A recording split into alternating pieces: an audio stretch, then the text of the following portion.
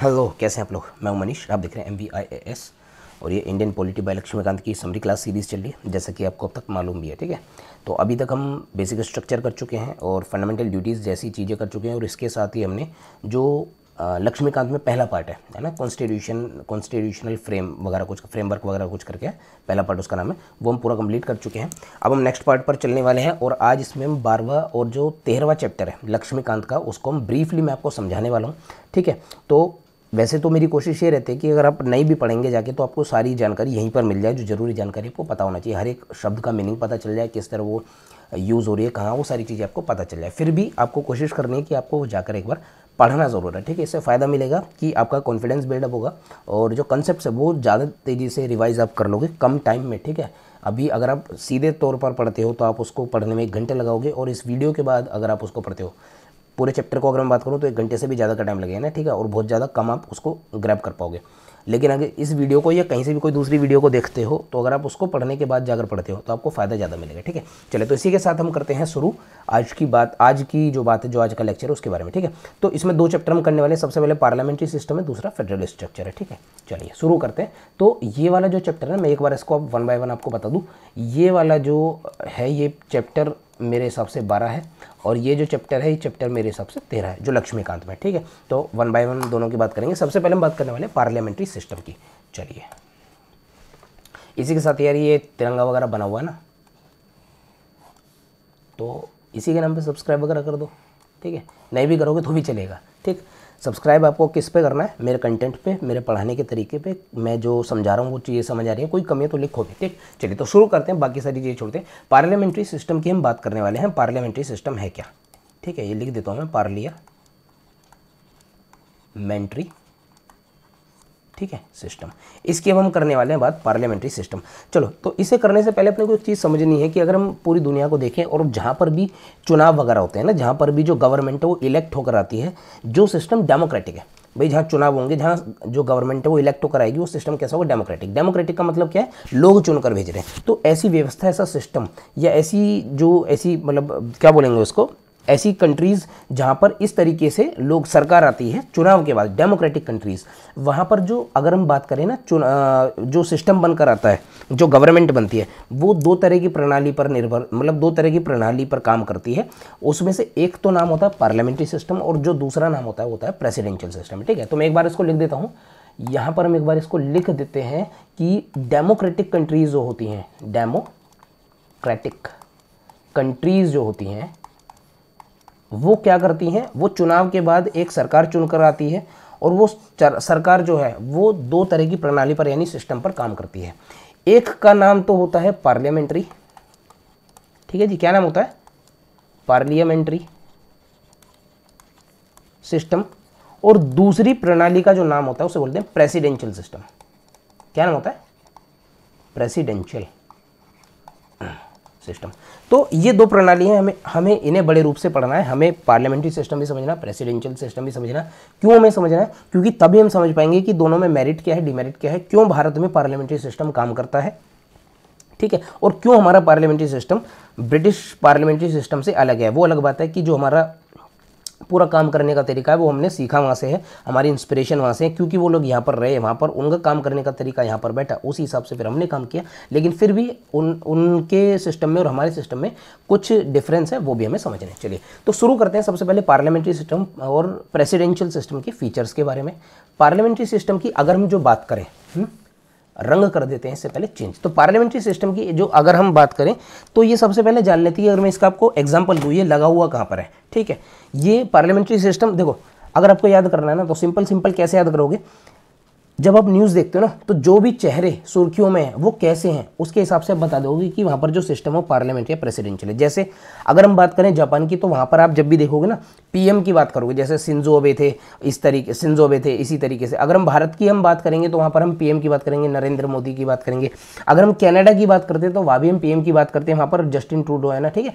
या फिर जो भी ऐसी कंट्रीज हैं जहाँ पीएम की बात हो रही है, मैं लिख दूँ ना यहाँ पर, हमने कहाँ की बात की? हमने कनाडा की बात की, भारत की बात की ना, भारत दैट इज इंडिया, एक ही चीज़ है, ठीक है। उसके बाद हमने जापान की बात की, तो ये सारे सिस्टम कैसे हो गए, पार्लियामेंट्री सिस्टम हो गए। यहाँ पर आपको हमें जो चेहरे नो पीएम के रूप में देखने को मिलते हैं न्यूज़ में, ठीक है, सिर्फ याद करने का मैं तरीका बता रहा हूँ। दूसरी अगर जो मैं बात करूँ प्रेसिडेंशियल सिस्टम की, और इसके मैं आपको एग्जांपल्स दूँ कौन कौन सी कंट्रीज़ में, तो आपको फिर से वही चीज़ याद करनी है कि ऐसे कौन से देश हैं यहाँ पर प्रेसिडेंशियल जो चेहरे प्रेसिडेंट के रूप में देखने को मिलते हैं, जैसे यूएसए, ठीक है, वहाँ पर कौन है, जो बाइडेन, जैसे रशिया, ठीक है जी, ठीक है, जैसे कि अगर हम किसकी बात करें, रशिया, उसके बाद हम श्रीलंका, जहां आपको प्रेसिडेंट देखने को मिले ना, चेहरे प्रेसिडेंट की फॉर्म में मिले, वहां प्रेसिडेंशियल सिस्टम है, ठीक है।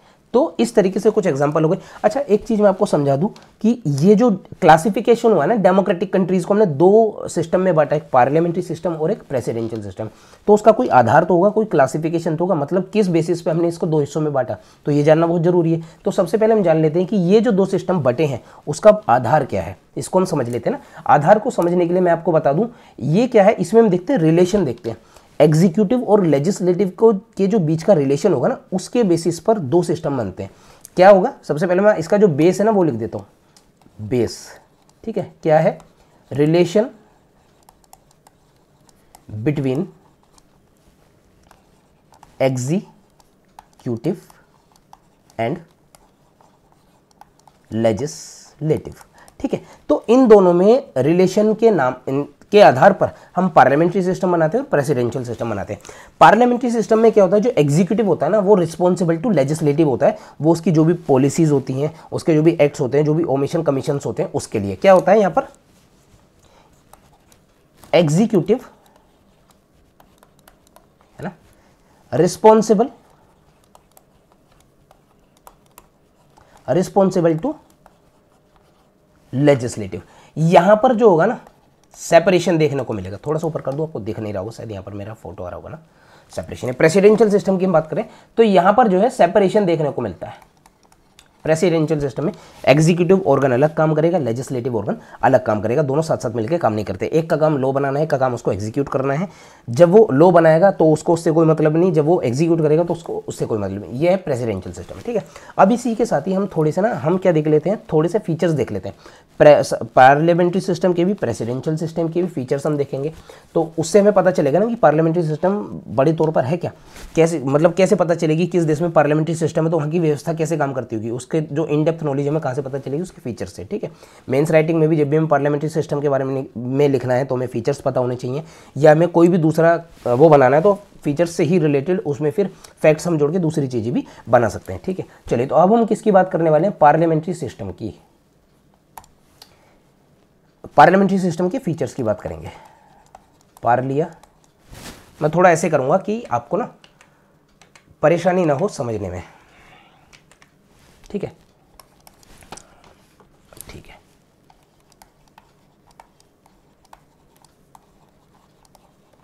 पार्लियामेंट्री सिस्टम और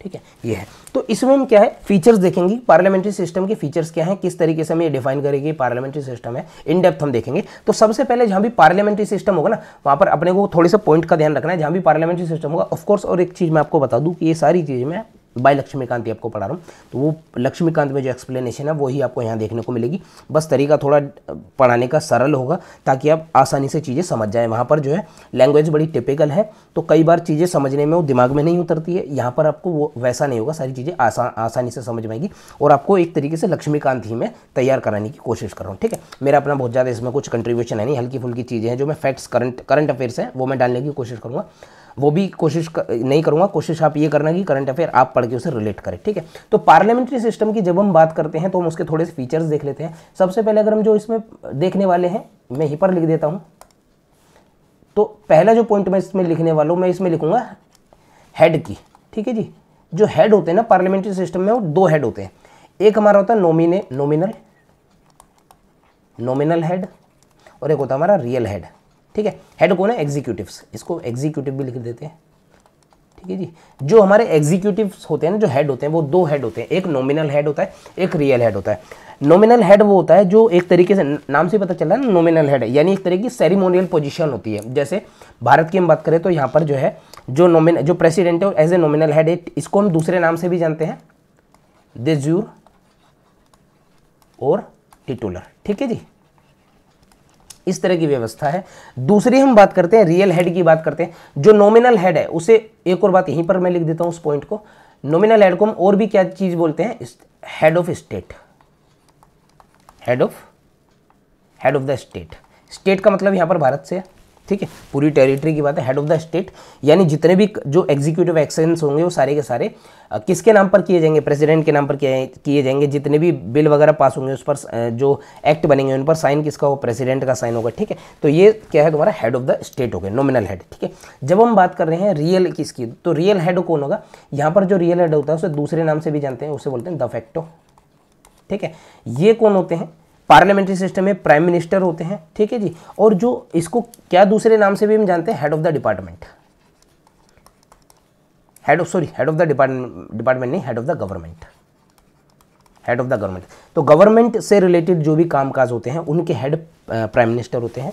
पहली चीज तो हमने जानी पार्लियामेंट्री सिस्टम में, पहला पॉइंट। दूसरे पॉइंट पर अब हम आते हैं, जो दूसरा पॉइंट है अगर हम बात करेंगे, ठीक है, कैसा होता है दूसरा पॉइंट होता है majority party rule, majority party rule, ठीक है जी। यानी जो भी सरकार चुनकर आएगी, ठीक है, जो भी गवर्नमेंट बनेगी वो किस पर डिपेंड करेगी, मेजोरिटी पार्टी रूल। जो मेजोरिटी पार्टी जो चुनकर आई है उसमें जो मेजोरिटी पार्टी है जिन्होंने बहुमत पाया, ठीक है, उनका जो लीडर होगा वो कौन बनेगा, पीएम बनेगा, ठीक है। अगर मेजोरिटी पार्टी नहीं बन रही है ना तो वहां पर जो कोलिशन का मतलब होता है मिलीजुली, यहां से कुछ लोग यहां से कुछ सीटें, यहाँ से कुछ सीटें मिलकर बने और फिर वो लड़े, ठीक है। या तो मेजोरिटी पार्टी रूल, दूसरा कोलिशन है। कोलिशन में भी दो तरीके क्या है, एक प्रीपोल अलायंस होता है, अलायंस का मतलब होता है गठबंधन। तो प्रीपोल अलायंस यानी जो चुनाव से पहले का अलायंस बने, पोस्ट पोल अलायंस जो चुनाव के बाद का अलायंस बने, ठीक है। तो अपन ये थोड़ा बहुत ज़्यादा अंदर डीप में नहीं जाएंगे, अभी बाद में इसमें चैप्टर है वो समझेंगे, ठीक है। तो मेजोरिटी पार्टी रूल दूसरा इसका कैरेक्टरिस्टिक्स है। तीसरा क्या होगा, रिस्पॉन्सिबल गवर्नमेंट। सबसे मेन पॉइंट यही है इसमें जानने का, मैं इसको अलग रंग से लिखता हूँ, ठीक है, रिस्पॉन्सिबल, ठीक है जी। रिस्पॉन्सिबल नहीं, कलेक्टिव रिस्पॉन्सिबिलिटी है, कलेक्टिव रिस्पॉन्सिबल गवर्नमेंट। तो ये तो मैंने आपको बता दिया आधार है, लेकिन कलेक्टिव रिस्पॉन्सिबिलिटी है ना, कलेक्टिव, ठीक है। तो कलेक्टिव रिस्पॉन्सिबिलिटी का मतलब क्या है, जो मेजोरिटी पार्टी है ना, जो मेजोरिटी पार्टी जीत कर आई है, जब तक वो मेजोरिटी में बनी रहेगी, किसमें, पार्लियामेंट में या फिर स्टेट लेजिस्लेचर में, तब तक तो, क्योंकि ये जो सिस्टम है ना भारत में जब हम बात करते हैं तो पार्लियामेंट और स्टेट लेजिस्लेचर दोनों पर सेम लगता है, ठीक है। तो इस वजह से मैं बोल रहा हूँ पार्लियामेंट है, स्टेट लेजिस्लेचर है। तो जब तक वो मेजोरिटी में बनी रहेगी, ठीक है, तब तक तो वो क्या है, सारे प्रिविलेजेस वगैरह करती रहेगी, सारे काम करती रहेगी, सारे आनंद इंजॉयमेंट सब लेती रहेगी, ठीक है। लेकिन जैसे ही नो कॉन्फिडेंस मोशन पास हो गया ना, वो तुरंत उनकी सरकार गिर जाएगी। यानी कलेक्टिव रिस्पॉन्सिबिलिटी हो गई। कहने का मतलब क्या है, पार्लियामेंट के अंदर 100 लोग हैं और अपने को जीतने के लिए 51 सीट चाहिए। जब तक 51 के 51 सीट एक बंच की तरह, एक बुके की तरह काम कर रहे हैं ना, तब तक तो सीट है। अब इस 51 सीट में से इसी फीचर्स को समझ के हम फिर उसके डिमेरिट्स वगैरह भी समझेंगे। इसी वजह से बता रहा हूँ, फीचर समझो फिर उसके डिमेरिट भी समझेंगे। तो वही मैं आपको चलो ये भी बता देता हूँ। तो मानकर चलो ये 100 सीट है, 1000 मैंने बना दी ना, 100 सीट है, मानकर चलो 100 सीट है और उसमें से 51 की सिर्फ और सिर्फ 51 की मेजोरिटी आई है। उस 51 की मेजोरिटी में से मानकर चलो 2 लोग भी अगर इधर कूद गए ना, इस पार्टी को तोड़ के दूसरी पार्टी में चले गए कि भैया हम तुम्हारी पार्टी में नहीं रहने वाले, तो ये कितनी हो जाएगी, 49 हो जाएगी और मेजोरिटी खत्म। मेजोरिटी खत्म होते ही क्या होगा, सरकार खत्म हो जाएगी। तो क्या होगा, कलेक्टिव रिस्पॉन्सिबिलिटी है, ठीक है। जब तक ये कलेक्टिवली एक साथ रहेंगे तब तक तो सरकार बनी रहेगी, रिस्पॉन्सिबिलिटी बनी रहेगी, ये रिस्पॉन्सिबिलिटी हमारी सरकार बनाएगी। जैसे ही वो खत्म, वो सरकार खत्म, फिर दूसरे लोग सरकार बनाएंगे जिनके पास मेजोरिटी होगी, ठीक है। भाई ये 2 लोग भी जाएंगे कहीं ना कहीं तो जाके जुड़ेंगे, ये क्या बना देंगे, पोस्ट पोल अलायंस बना देंगे, ठीक है। तो ये कलेक्टिव रिस्पॉन्सिबिलिटी इसका फीचर है और यही कारण बनता है कि जो गवर्नमेंट बनती है ना पार्लियामेंट्री सिस्टम में, वो स्टेबल नहीं होती है, ठीक है। रिस्पॉन्सिबल तो गवर्नमेंट बन रही है कि एग्जीक्यूटिव रिस्पॉन्सिबल टू लेजिस्लेटिव है, जब तक वो कॉन्फिडेंस में तब तक रहेंगे, उसके बाद खत्म। लेकिन इसमें क्या है ना, स्टेबिलिटी नहीं दिख रही। मैंने आपको एग्जांपल से दिखा ना, जैसे ही 3-4 लोग इधर कूदे, स्टेबिलिटी खत्म। तो इसमें ये किसका जो है वो पॉइंट आगे आएगा, मैं समझाऊंगा अभी। फिलहाल मैंने आपको हाथों हाथ समझा दिया कि रिस्पॉन्सिबल गवर्नमेंट जो है वो स्टेबिलिटी नहीं लेकर आती है, ठीक। वो इसका उलट जो है हमें प्रेसिडेंशियल में मिलेगा। चलिए, तो ये मैंने आपको दूसरा पॉइंट भी समझा दिया। अब हम लेते हैं अगले तरफ, क्या है, पार्लियामेंट्री सिस्टम है ना, दूसरी पार्लियामेंट्री सिस्टम की जो खास बात है क्या है, जो लीडरशिप इसमें होगी ना, क्या होगी, लीडरशिप, इसमें तो एक पॉइंट जानने का, लीडरशिप ऑफ प्राइम मिनिस्टर होगी, ठीक है, प्राइम मिनिस्टर की लीडरशिप होगी, जबकि प्रेसिडेंशियल सिस्टम की जहां हम बात करेंगे तो वहां लीडरशिप प्रेसिडेंट की होती है, अभी जानेंगे उसको भी, ठीक है। तो लीडरशिप किसकी होगी, प्राइम मिनिस्टर की होगी। जो रिप्रेजेंटेशन है ना वो वाइडर रिप्रेजेंटेशन होगा, वाइडर रिप्रेजेंटेशन। ये फीचर्स अपने को ध्यान से समझने, इसी से फिर बाद में अपने को क्या पता चलेगा, वाइडर, थोड़ा और इसको ऊपर कर ले, वाइडर रिप्रेजेंटेशन, ठीक है। वाइडर रिप्रेजेंटेशन का मतलब क्या है, इसको समझ लेते हैं, ये आगे और पॉइंट आएगा, उस टाइम में बहुत ब्रीफ में कर दूंगा, अभी डिटेल में कर देता हूँ, ठीक है, क्योंकि फीचर समझ लें तो भारत के साथ भी यही लगेगा, ठीक है। वाइडर रिप्रेजेंटेशन का मतलब क्या है, एग्जांपल से हम समझ लेते हैं, भारत एक जैसा एक देश है जैसे हमें, ठीक है।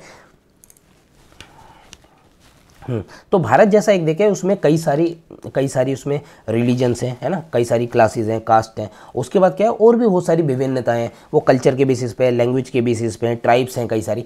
तो इतने सारे सेक्शन हो जाने के कारण क्या है कि आप क्या है, एक व्यक्ति बैठकर सभी के लिए नियम नहीं बना सकता, क्योंकि वो व्यक्ति जो है वो सबको जानता ही नहीं, सारे उनके कस्टम्स नहीं जानता, उनकी परेशानियां नहीं जानता। हर एक ट्राइब की अपनी अलग परेशानी है, हर एक रिलीजन की अपनी अलग परेशानी है, ठीक है। तो इसकी वजह से, क्योंकि डाइवर्सिटी बहुत ज़्यादा है, तो वहाँ से कुछ लोगों का आना सेंटर में, चाहे वो स्टेट लेजिस्लेचर में आना जरूरी है, ताकि वो अपनी बात सामने रख सके और फिर वो क्या बता सके, वो बता सके कि भाई पॉलिसीज़ कैसी बननी है, ठीक है। तो इस वजह से यहाँ पर वाइडर रिप्रेजेंटेशन होता है ना, वाइडर रिप्रेजेंटेशन होता है पार्लियामेंट्री सिस्टम में, क्योंकि हमने क्या बताया अभी, कलेक्टिव रिस्पॉन्सिबिलिटी होती है यहाँ पर। इसको जब मैं भारत की स्पेसिफिक, मतलब भारत स्पेसिफिक अगर मैं बात करूँ तो आर्टिकल 75 जो है वो किसकी बात करता है, वो 74 है ना, 75 कलेक्टिव रिस्पॉन्सिबिलिटी की बात करता है। जो 74 किसकी बात करता है, ये बात करता है 75 कलेक्टिव रिस्पॉन्सिबिलिटी की ही बात करता है, 74 बात करता है काउंसिल ऑफ मिनिस्टर की, ठीक है, काउंसिल ऑफ मिनिस्टर्स। तो काउंसिल ऑफ मिनिस्टर्स जो होते हैं ना, उसमें कई सारे मिनिस्टर्स होते हैं। अब जब कई सारे मिनिस्टर्स होते हैं तो उन सब उसी में ही फिर वाइडर रिप्रेजेंटेशन आ जाता है यहाँ से, ठीक है, यहीं से वाइडर रिप्रेजेंटेशन आ जाता है। तो ये पार्लियामेंट्री सिस्टम की एक खास बात है कि वाइडर रिप्रेजेंटेशन आ जाता है, लीडरशिप ऑफ प्राइम मिनिस्टर होती है, कलेक्टिव रिस्पॉन्सिबिलिटी होती है। और एक और चीज़ क्या है इसमें जो बताने की है, मैं आपको यहीं पर लिख दूँ हल्का सा, या जगह बन जाए तो इससे हो जाएगा, ठीक है। इसमें क्या है ना, जो इनकी आइडियोलॉजी होती है ना, होमोजीनस होती है,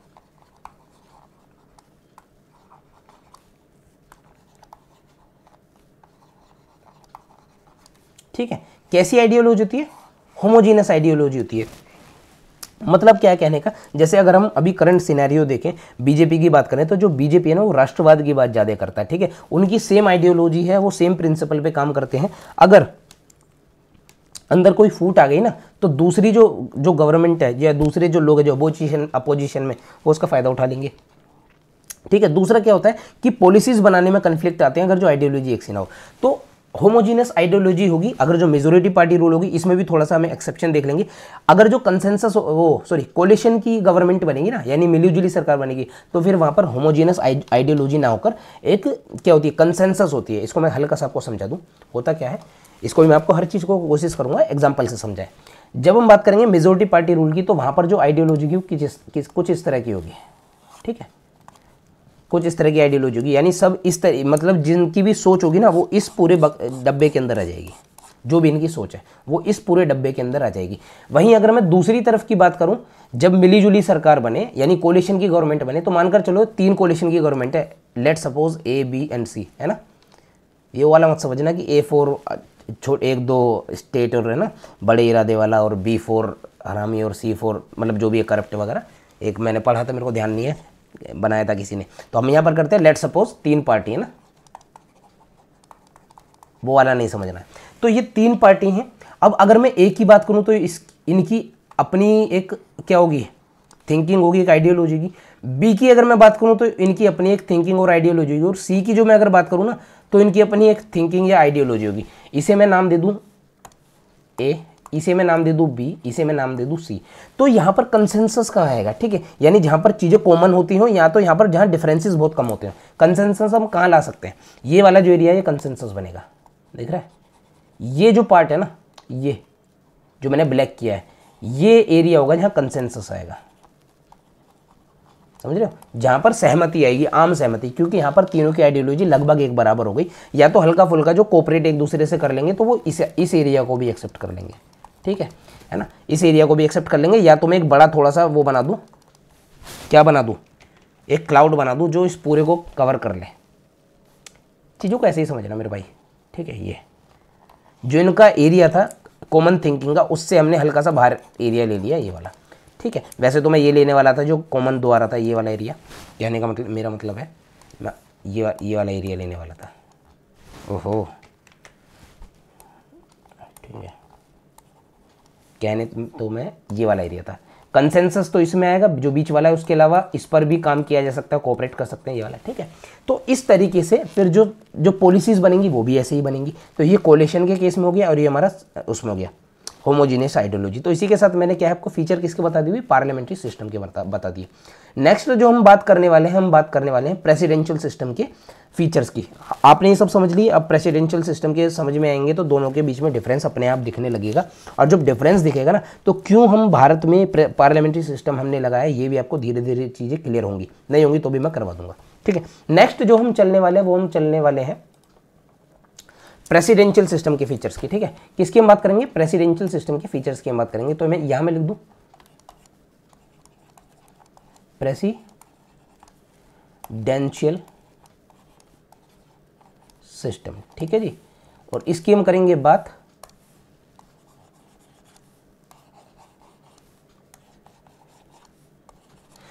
तो प्रेसिडेंशियल सिस्टम की जब हम बात करते हैं तो यहां पर फिर से हेड की बात होगी, सेम चीजों पर ही अपने को बात करनी है। किसकी बात होगी, हेड की बात होगी, तो यहां पर मैं लिख दूं, ठीक है, यहां पर जो हेड होगा ना वो सिंगल हेड होगा,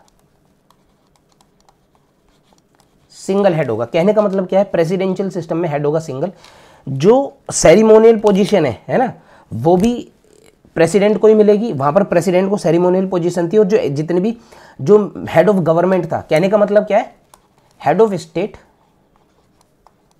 है ना प्लस हेड ऑफ गवर्नमेंट, ठीक है जी, ये दोनों एक ही व्यक्ति होंगे। सेरिमोनियल पोजीशन होती है ये वाली, head of state ceremonial position है, ठीक है जी, और ये वाली जो पोजीशन है ना ये रियल वर्क हो गया, इसी को हम रियल हेड भी बोलते हैं, इसी को हम क्या बोलते हैं, दूसरा हमारा नॉमिनल हेड है। तो यहां पर सिर्फ एक ही व्यक्ति होगा प्रेसिडेंशियल सिस्टम में, से पहला पॉइंट ये। दूसरे अगर हम बात करते हैं क्या है, अच्छा पहला पॉइंट मैंने वहां पर पार्लियामेंट्री सिस्टम में एक फीचर और आपको बताया था कि एग्जीक्यूटिव रिस्पॉन्सिबल टू क्या है, लेजिस्लेटिव है। प्रेसिडेंशियल सिस्टम में क्या सेपरेशन की बात है, फिर से मैं लिख देता हूं उस बात को ना, सेपरेशन ऐसे लिखते, क्या जैसे भी लिखते हैं ठीक कर लेना, ठीक है, सेपरेशन बिटवीन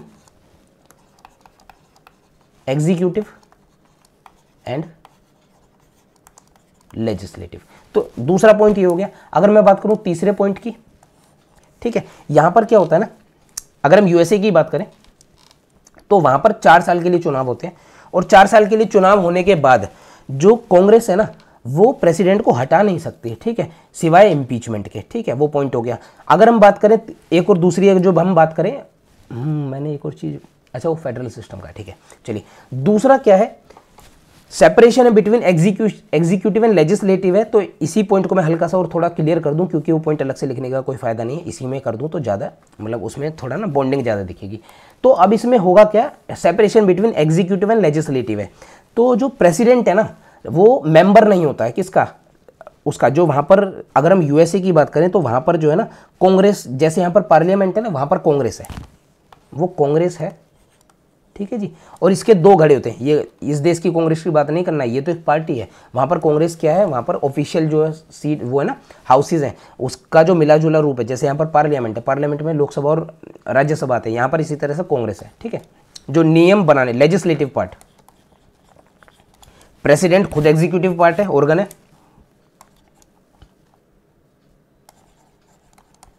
ठीक है जी। अब कांग्रेस में भी दो आते हैं, हाउस ऑफ रिप्रेजेंटेटिव्स ठीक है। यहाँ पर लोकसभा है अपने देश में, उसी के जैसे मिलती जुलती हाउस ऑफ रिप्रेजेंटेटिव्स, और जो दूसरा आ जाता है वो आ जाता है हमारा सीनेट, जैसे हमारे यहाँ पर राज्यसभा है, ठीक है।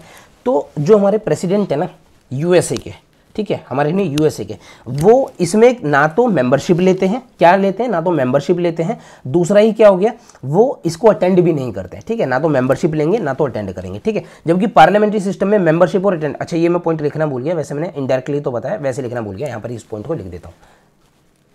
पार्लियामेंट्री सिस्टम में पॉइंट लिखा नहीं है, बस इनडायरेक्टली बताया। तो यहाँ पर क्योंकि रिस्पॉन्सिबल गवर्नमेंट है तो यहाँ पर डुअल मेंबरशिप देखने को मिलती है, ठीक है। ये मैं आपको पार्लियामेंट्री सिस्टम का एक पॉइंट, एक फीचर बता रहा हूँ जो लिखा नहीं।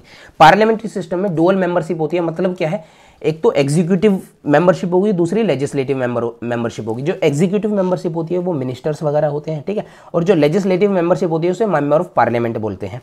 तो ये भी हम डिफरेंस पढ़ेंगे, ब्रिटिश में क्या है, चलो वो वहीं पर पढ़ेंगे, बस इतना ही समझो। डुअल मेंबरशिप होती है, एक एग्जीक्यूटिव की एक लेजिस्लेटिव की, ठीक है, ये मेंबरशिप होती है। एक पॉइंट और मैं बोल देता हूँ, जब आ गया तो मुंह पर बोल देता हूँ, फिर आप कहेंगे कि पता नहीं क्या, ठीक है। अगर हम भारत स्पेसिफिक होने की बात करते हैं तो यहाँ पर जो एग्जीक्यूटिव होता है ना वो बिना मेंबरशिप लिए, बिना लेजिस्लेटिव मेंबरशिप लिए, यानी कहने का मतलब है बिना मेंबर ऑफ पार्लियामेंट हुए, एमपी हुए बिना, वो 6 महीने तक मिनिस्टर हो सकता है। ये स्पेसिफिक एक जो यूनिक पॉइंट है भारत में है। ब्रिटिश से ही हमने ये सिस्टम सीखा है, फिर भी वहाँ पर ये पॉइंट देखने को नहीं मिलता है, ठीक है। चलिए, तो डुअल मेंबरशिप है। यहाँ पर डुअल मेंबरशिप जैसा कोई लोचा नहीं है, क्योंकि वो ना तो मेंबरशिप लेते हैं ना तो अटेंड करते हैं, तो सिंगल मेंबरशिप होगी एग्जीक्यूटिव, ठीक है, किसकी, प्रेसिडेंशियल सिस्टम में। और इसमें क्या देखना है जानने को, मेन चीज़ क्या है ये मैंने आपको बता दिया। जैसे वहाँ पर काउंसिल ऑफ मिनिस्टर होती है ना, वहाँ पर जो काउंसिल ऑफ मिनिस्टर होती है वो सब इलेक्ट होकर आते हैं, लेकिन यहाँ पर अपनी इनके पास एक किचन कैबिनेट होती है, वो भी कैबिनेट वगैरह बनाते हैं, आगे समझेंगे क्या है। पार्लियामेंट में जो मिनिस्टर्स होते हैं वो अपनी एक कैबिनेट वो बनाते हैं, ठीक है। तो उस पर हम अभी नहीं जाएंगे, बहुत बड़ा चैप्टर है वो। फिलहाल हम क्या समझ रहे हैं कि यहाँ पर भी एक बॉडी होती है जो प्रेसिडेंट के साथ में काम करती है प्रेसिडेंशियल सिस्टम में। कैसी होती है, नॉन इलेक्टेड बॉडी और कैबिनेट, ठीक है। क्या होती है, कैबिनेट छोटी बॉडी होती है, इसको मैं क्या लिख दूं, स्मॉल इन नंबर होती है। जितने भी ये लोग होते हैं ना नॉन इलेक्टेड होते हैं, और ये क्या है, मतलब इनको अपॉइंट करते हैं वहाँ के प्रेसिडेंट है, जिस भी देश में प्रेसिडेंशियल सिस्टम में ये अपॉइंटमेंट के द्वारा वहाँ पर आते हैं, इनको अपॉइंट किया जाता है। दूसरा क्या होता है, बहुत छोटे मतलब कम इन वो होते हैं, और जितने भी सेक्रेटेरियल डिपार्टमेंट होते हैं ना वहाँ के जो वो होते हैं, क्या बोलते हैं उसको, चेयरमैन वगैरह सब, ये सारे, या फिर वहाँ के मेंबर जैसे भी हो, वो सब लोग यहाँ पर होते हैं, ठीक है। क्योंकि ये नॉन इलेक्टेड है, और कैसी होती है, एडवाइजरी इन नेचर होती है, एडवाइजरी, ठीक है, एडवाइजरी है, नॉन इलेक्टेड है। तो प्रेसिडेंट जिस भी जहाँ पर भी प्रेसिडेंशियल सिस्टम लगा हुआ है वहाँ पर प्रेसिडेंट अपनी मर्जी से जब चाहे हटा सकते हैं, ठीक है, जब चाहे हटा सकते हैं। तो ये भी प्रेसिडेंशियल सिस्टम है, तो एक तरीके से डिक्टेटरशिप वाला सीन हो रखा है ना, इस वजह से भारत ने प्रेसिडेंशियल सिस्टम को नहीं लगाया, क्योंकि अगर छोटी सी बॉडी होगी उसको भी प्रेसिडेंट हटा दे, ठीक है, तो फिर क्या डिक्टेटरशिप आ जाएगी, वो दूसरे सेक्शन के बारे में देखेंगे ही नहीं, है ना, दूसरे की बात सुनेंगे ही नहीं, अगर अपने मन की बात नहीं होगी तो करेंगे नहीं, ठीक है। तो ये सारी चीज़ें, तो इसके साथ मैंने आपको प्रेसिडेंशियल सिस्टम के भी फीचर्स बता दिए। अब जो हम आने वाले हैं पार्लियामेंट्री सिस्टम के मेरिट्स और डिमेरिट्स को हम देखेंगे, ठीक है। उसके बाद हम देखेंगे जो, वैसे तो मैं आपको मेरिट्स, ये जो मेरिट्स और डिमेरिट्स इन्हीं में से निकल कर आएंगे, फिर भी मैं आपको स्पेसिफिक बताऊंगा। उसके बाद हम देखेंगे क्यों हमने पार्लियामेंट्री सिस्टम मतलब चुना है प्रेसिडेंशियल की जगह, ठीक है। तो सबसे अब हम क्या देखेंगे, फिर से पार्लियामेंट्री सिस्टम पर आते हैं, क्योंकि दोनों के फीचर हो गए खत्म। किसकी बात करेंगे, पार्लियामेंट्री सिस्टम, और उसके मेरिट और डिमेरिट दोनों एक तरफ बना लेंगे ना। तो क्या बनाने वाले हैं अब हम, पार्लियामेंट्री सिस्टम, यहाँ मैं लिख देता हूँ पार्लियामेंट्री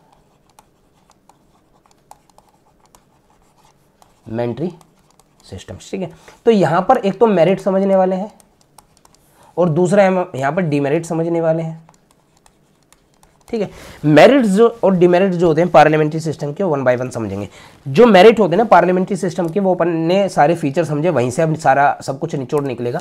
मैंने आपको थोड़ी देर पहले बताया कि जो पार्लियामेंट्री सिस्टम होता है वो क्या होता है ना, एग्जीक्यूटिव रिस्पॉन्सिबल टू क्या होती है, लेजिस्लेटिव होती है। कहने का मतलब क्या है कि दोनों साथ साथ मिलकर काम करेंगे। जो एग्जीक्यूटिव होती है वो पार्लियामेंट के अंदर होगी, और एग्जीक्यूटिव के ऊपर जो ना पार्लियामेंट अपना कंट्रोल साधने की कोशिश करता है। कई सारे उसके तरीके होते हैं, टूल्स होते हैं, जैसे नो कॉन्फिडेंस मोशन हो गया, सेंचुर मोशन हो गया, डिस्कशंस हो गए, क्वेश्चन आवर्स हो गए, बहुत सारी चीजें आगे जाकर समझेंगे, ठीक है। तो कुल मिलाकर बात क्या समझनी है कि दोनों के दोनों साथ मिलकर काम करते हैं, सेपरेशन नहीं होता है पार्लियामेंट्री सिस्टम में। तो इसको हम क्या बोलेंगे, हार्मनी होती है, ठीक है जी, हार्मनी होती है दोनों के बीच में, एग्जीक्यूटिव और लेजिस्लेटिव में डिस्प्यूट्स नहीं आते, कन्फ्लिक्ट्स नहीं आते, ठीक है। क्या होते हैं? नो डिस्प्यूट नो कन्फ्लिक्ट्स, है ना। अगला जो अगर हम बात करें क्या कैसी होती है? रिस्पॉन्सिबल, ये भी मैं आपको बता चुका, रिस्पॉन्सिबल, ठीक है। रिस्पॉन्सिबल होती है पार्लियामेंट्री सिस्टम, क्या होता है? रिस्पॉन्सिबल इन नेचर होती है, मतलब क्या कहने का, एग्जीक्यूटिव रिस्पॉन्सिबल टू लेजिस्लेटिव है, एग्जीक्यूटिव जो भी नियम बनाए, यानी बनाए नहीं सॉरी एग्जीक्यूट करे, ठीक है, चाहे वो लॉ पॉलिसी हो, इन कुछ भी चीज़ हो, अपने ओमिशंस कमीशंस के लिए जिम्मेदार होगा, जवाब देगा लेजिस्लेटिव के लिए, और तब तक वहाँ पर रहेगा जब तक मेजोरिटी रूल बना रहे। अब इसको हल्का सा एग्जांपल के लिए समझ लेते हैं, ठीक है। क्या होता है ना, सब कुछ थ्योरी में जाएगा तो चीज़ें समझ में आएंगी नहीं। रिस्पॉन्सिबल होने का मतलब क्या है, मानकर चलते हैं, मेरी बात ध्यान से सुनना, मैं हल्का से एक बार भारत बना लूँ,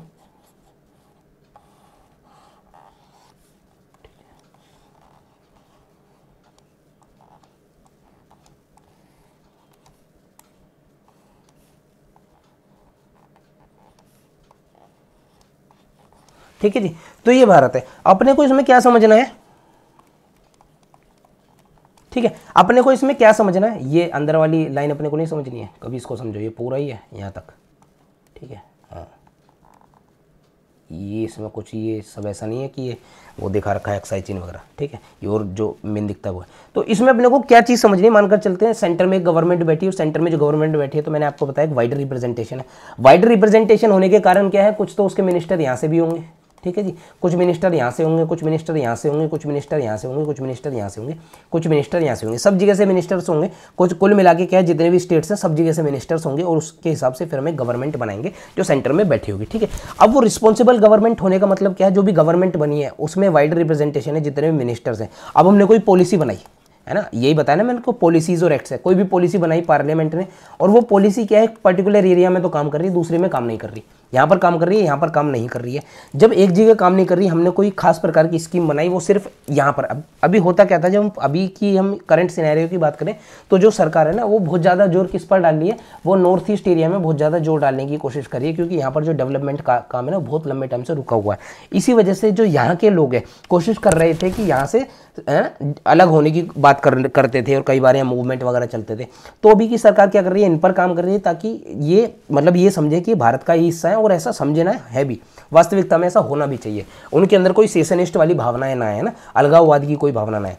तो वो कैसे होगा, वो स्कीम्स जो है वो प्रॉपर रूप में पूरे देश में लगनी चाहिए। ऐसा ना हो कि जो सेंटर में बैठे हुए लोग हैं या जिसकी सरकार है, मानकर चलो महाराष्ट्र से कोई व्यक्ति बैठ गया, तो वो सारी स्कीम महाराष्ट्र के ऊपर है, सारा पैसा महाराष्ट्र के ऊपर लगा रहा है, ठीक है। तो इस तरह की जो पॉलिसीज बनती है ना, तो सरकार के अंदर ही जो लोग होते हैं, ठीक है, जो काउंसिल ऑफ मिनिस्टर्स हैं, वो सब पूरे क्षेत्र में से होंगे ना, जो मेंबर्स होंगे वहीं के लोग होंगे, तो वो टूटना शुरू कर देते हैं कि भैया हम आपके साथ नहीं रहना है, वो स्कीम्स हमारे ऊपर तो लग नहीं रही। तो वहाँ से मेजोरिटी खत्म होगी, जैसे मेजोरिटी खत्म होगी सरकार टूट जाएगी। इस तरीके से रिस्पॉन्सिबल गवर्नमेंट बनती है। जब तक मेजोरिटी बनी रहेगी लेजिस्लेटिव्स में, पार्लियामेंट में, तब तक वो काम करते रहेंगे, पॉलिसीज़ वगैरह मतलब लागू करते रहेंगे। लेकिन अगर ऐसा नहीं हुआ, पॉलिसी वगैरह जो एग्जीक्यूट नहीं हो पाई, तो फिर वो टूटेगी और वो खत्म। तो इस तरीके से हमने समझा कि इसके मेरिट क्या है, इसको हम करते हैं साफ, ठीक है।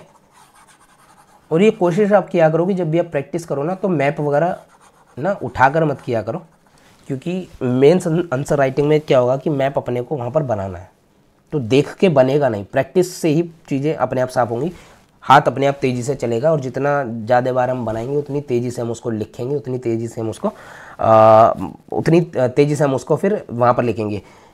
एग्जाम टाइम में दिमाग बहुत ज़्यादा काम नहीं करता है, तो जो प्रैक्टिस ज़्यादा है वैसे ही हाथ चलेंगे। अगर प्रैक्टिस नर्वस होने की तो वहाँ पर हम नर्वस होंगे, अगर प्रैक्टिस लिखने की तो वहाँ पर हम लिखेंगे, ठीक है।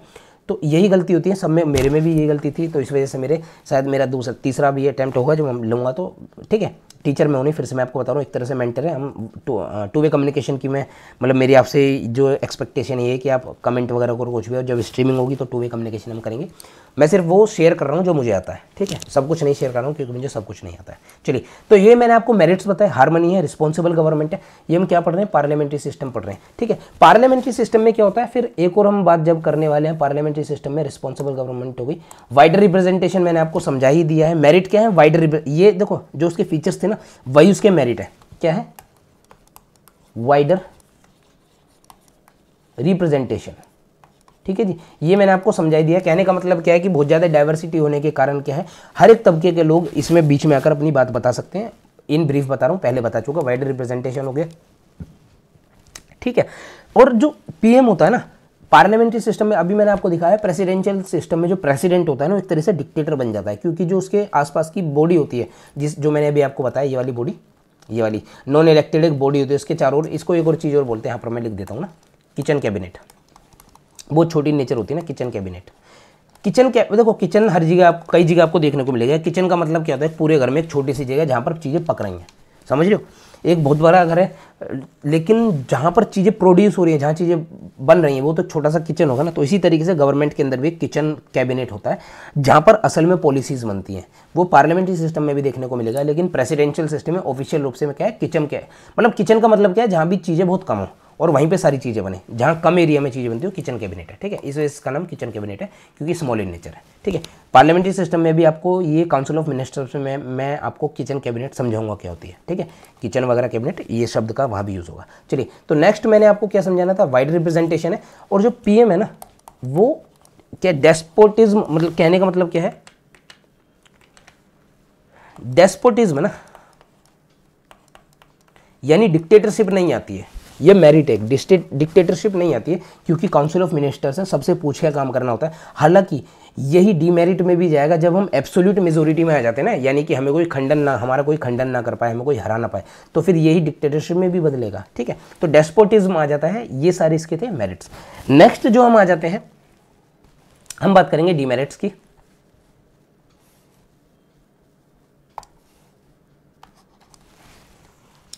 मैंने आपको क्या बताया कि गवर्नमेंट कैसी होती है, रिस्पॉन्सिबल गवर्नमेंट होती है। तो फिर क्या है ना, अनस्टेबल गवर्नमेंट होती है, अनस्टेबल गवर्नमेंट होती है। ये अब आपको आसानी से पता चल गया होगा कि जब तक मेजोरिटी बनी रहेगी तब तक गवर्नमेंट बनी रहेगी, जैसी मेजोरिटी खत्म तब तो गवर्नमेंट खत्म। स्टेबिलिटी कोई नहीं है अगर जो रिप्रेजेंटेशन ठीक नहीं रहा है। कई बार क्या होता है, अनस्टेबल गवर्नमेंट क्यों भी होती है, एक तो नो कॉन्फिडेंस मोशन के कारण, है ना, जो हम समझेंगे विस्तार में क्या है, मैं आपको चीज़ें समझाऊंगा। नो कॉन्फिडेंस है ना, नो कॉन्फिडेंस मोशन।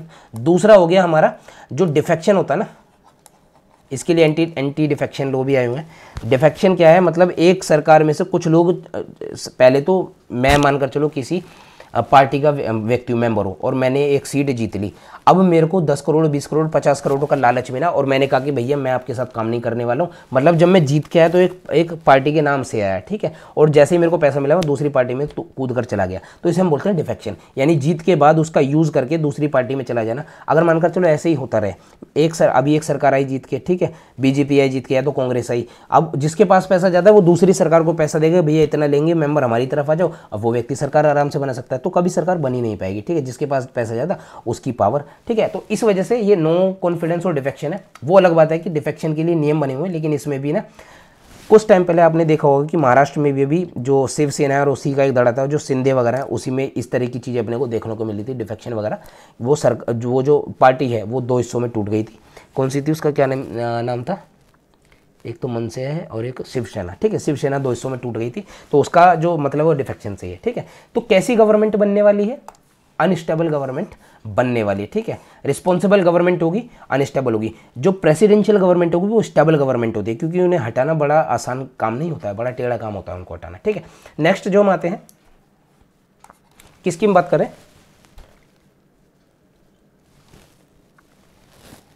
ठीक है।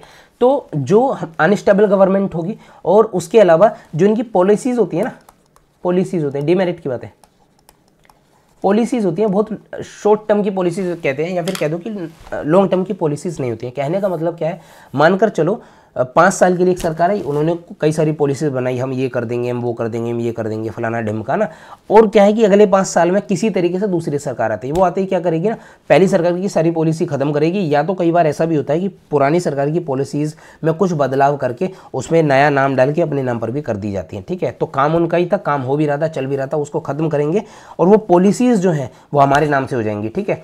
तो कुल मिला के क्या है, पॉलिसीज़ हो जाती हैं खत्म, शॉर्ट टर्म पॉलिसीज़ होती हैं, कई बार लॉन्ग टर्म पॉलिसीज़ नहीं होती हैं। तो जो डेवलपमेंट का काम है ना, जिस पेज से जिस रेट से चलना चाहिए वो देश में चल नहीं पाता, ये एक डिमेरिट हो गया पार्लियामेंट्री सिस्टम का, जो देश की इकोनॉमी को भी बट्टा लगाता है, उसके सोशल और इकोनॉमिक डेवलपमेंट दोनों में मतलब बट्टा लगाता है, ठीक है। ये एक डिमेरिट है। अगर मैं इसका एग्जांपल आपको दूं तो ये हम सन 1975 के आसपास 76-77 की बात करें, जब हुआ कि इंदिरा गांधी ने इमरजेंसी लगाई, तो अगले ही बार जब इलेक्शन हुए तो इंदिरा गांधी हार गई, उसकी जगह मोरारजी देसाई की सरकार बनी। मोरारजी देसाई की सरकार जैसे 1977 में आई ना, उन्होंने इंदिरा गांधी के द्वारा जो चलाई गई पॉलिसीज थी सब खत्म कर दी, सब खत्म कर दी। अब मोरारजी देसाई की सरकार के बाद वो भी बहुत लंबे टाइम चली नहीं, तुरंत इंदिरा गांधी की सरकार ने फिर से आती, जो सरकार फिर से आई ना, उन्होंने फिर से क्या किया, जो मोरारजी देसाई की पॉलिसीज थी उनको खत्म कर दिया। ठीक है, तो पॉलिसीज बहुत लंबे टाइम तक नहीं चली। ठीक है, अगला क्या है, इसने अपने को क्या समझना है, जो पॉलिटिशियंस होते हैं ना, क्या होते हैं पॉलिटिशियन, ये डीमेरिट है इसका एक, है ना, एमेच्योर होते हैं।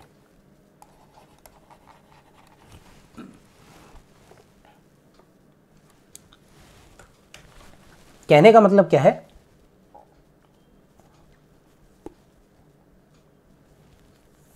कहने का मतलब क्या है कि ये जो पॉलिटिशियंस होते हैं ना, ये बहुत शॉर्ट टर्म के लिए आते हैं, 5 साल, कई बार तो क्या है कि पूरी की पूरी अवधि पूरी नहीं रह जाती है। बहुत कम ही मिनिस्टर्स ऐसे होते हैं जो बहुत लंबे लंबे टाइम तक काम करते हैं। ठीक है, कुछ मिनिस्टर्स तो आते हैं 5 साल के लिए आते हैं और फिर अगली सरकार आ जाती है, तो बहुत लंबे टाइम तक काम ना करने के कारण इन हैंड एक्सपीरियंस कोई होता नहीं है, तो पॉलिसीज़ वगैरह बनाने में इनको बड़ी दिक्कत पड़ती है। तो एक तरीके से नौसीखी होते हैं और पॉलिसीज़ को जिस मतलब जो प्रेसिडेंशियल इलेक्शन में इसका उल्टा में देखने को भी मिल जाता है ना, क्योंकि जो ठीक है, तो जो पॉलिटिशियंस होते हैं, ये इसका डिमेरिट ये हो गया कि वो एक्सपीरियंस ना होने के कारण पॉलिसीज़ को उस एफिशिएंसी के साथ अपने सामने नहीं रख पाते हैं जिस हिसाब से रखनी चाहिए। ठीक है, तो ये हो गई इसकी कुछ कमियां हो गई हमें डिमेरिट्स की, पॉलिसीज़ वगैरह बनाने में, अनस्टेबल गवर्नमेंट में, पॉलिटिशियंस में, और भी मैं निकालूँ, वाइड रिप्रेजेंटेशन हो गया। हाँ, डेस्पोटिज्म यहाँ भी आ जाता है। ठीक है, अभी मैं आपको बता रहा था ना, डेस्पोटिज्म जो होता है ना, यानी डिक्टेटरशिप जो होती है, मानकर चलो एक मेजोरिटी पार्टी की रूल आई, मतलब मेजोरिटी पार्टी की जो गवर्नमेंट आई एब्सोल्यूट मेजोरिटी में। ठीक है,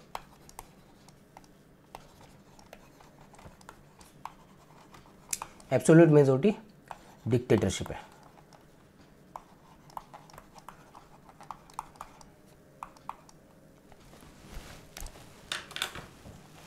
एक मिनट,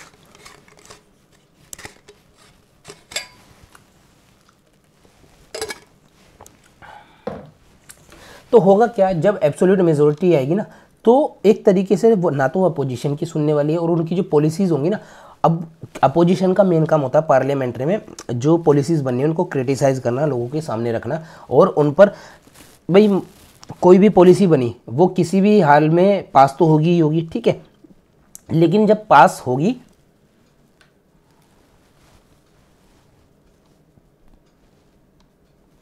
ठीक है, तो किसी भी हाल में पास तो होगी होगी, लेकिन जब वहाँ पर अपोजिशन ही नहीं होगी स्ट्रॉन्ग पोजीशन में, तो उसका क्रिटिसिज्म नहीं हो पाएगा, और जैसे जैसे क्रिटिसिज्म नहीं होगा वैसे वैसे डिक्टेटरशिप बढ़ती जाएगी, और इस वजह से एब्सोल्यूट मेजोरिटी क्या डिक्टेटरशिप की तरफ मूव करती जाती है। ये इसके इनके कुछ हो गए डीमेरिट्स। ठीक है, अब हम नेक्स्ट जो बात करने वाले हैं, अच्छा, मेरिट और डिमेरिट हमने सिर्फ पार्लियामेंट्री सिस्टम के ही पढ़ने हैं।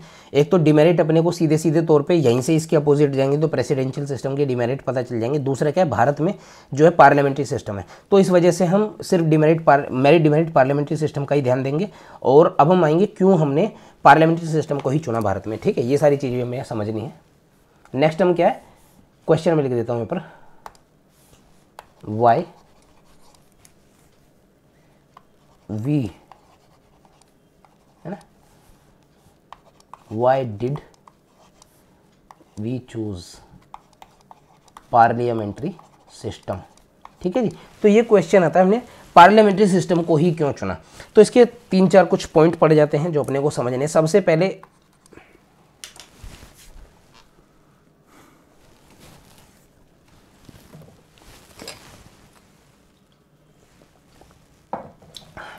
पहले क्या है कि आज़ादी से के टाइम से पहले ही भारत में ना, जब आज़ादी 1947, तो उससे पहले अपने को सब पता है कि यहाँ पर ब्रिटिशर्स रह रहे थे, उनकी पॉलिसीज़ चल रही थी, उन्हीं के तौर तरीके चल रहे थे, और उन्हीं की जो है यहाँ पर लेजिस्लेटिव काउंसिल थी, इंपीरियल लेजिस्लेटिव काउंसिल, जिसका अभी उसकी जगह दूसरी पार्लियामेंट बनी है, सबको अपने को पता है। ठीक है, तो वो यहाँ पर रहते थे, तो उन्हीं की सारे नियम कानून सब चलते थे, तो उनका जो सिस्टम था वो पार्लियामेंट्री सिस्टम था, और उनका पार्लियामेंट्री सिस्टम का जो तरीका था वही तरीका यहाँ पर चलता था। तो क्योंकि हम यूज टू हो चुके हैं उस तरीके से, तो पहला तो कारण क्या है कि हम यूज टू हो चुके हैं उस तरीके से, इस वजह से हमने इस कारण को चुना। ठीक है, तो पहला कारण क्या है, यूज्ड टू है ना।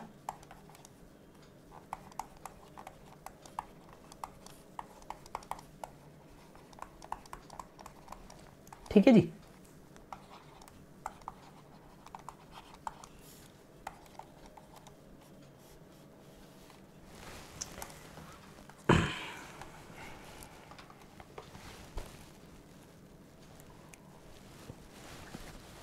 दूसरी अगर जो हम बात करें तो दूसरी जो बात क्या है, अपने को ना देखो ये बहुत बड़ा देश है, यहाँ पर अगेन वही चीज़ आती है, यहाँ पर डाइवर्सिटी बहुत ज़्यादा है, अलग अलग सेक्शन बहुत ज़्यादा, तो उनकी जो बातें वहाँ तक पहुँचाने के लिए एक वाइड रिप्रेजेंटेशन चाहिए।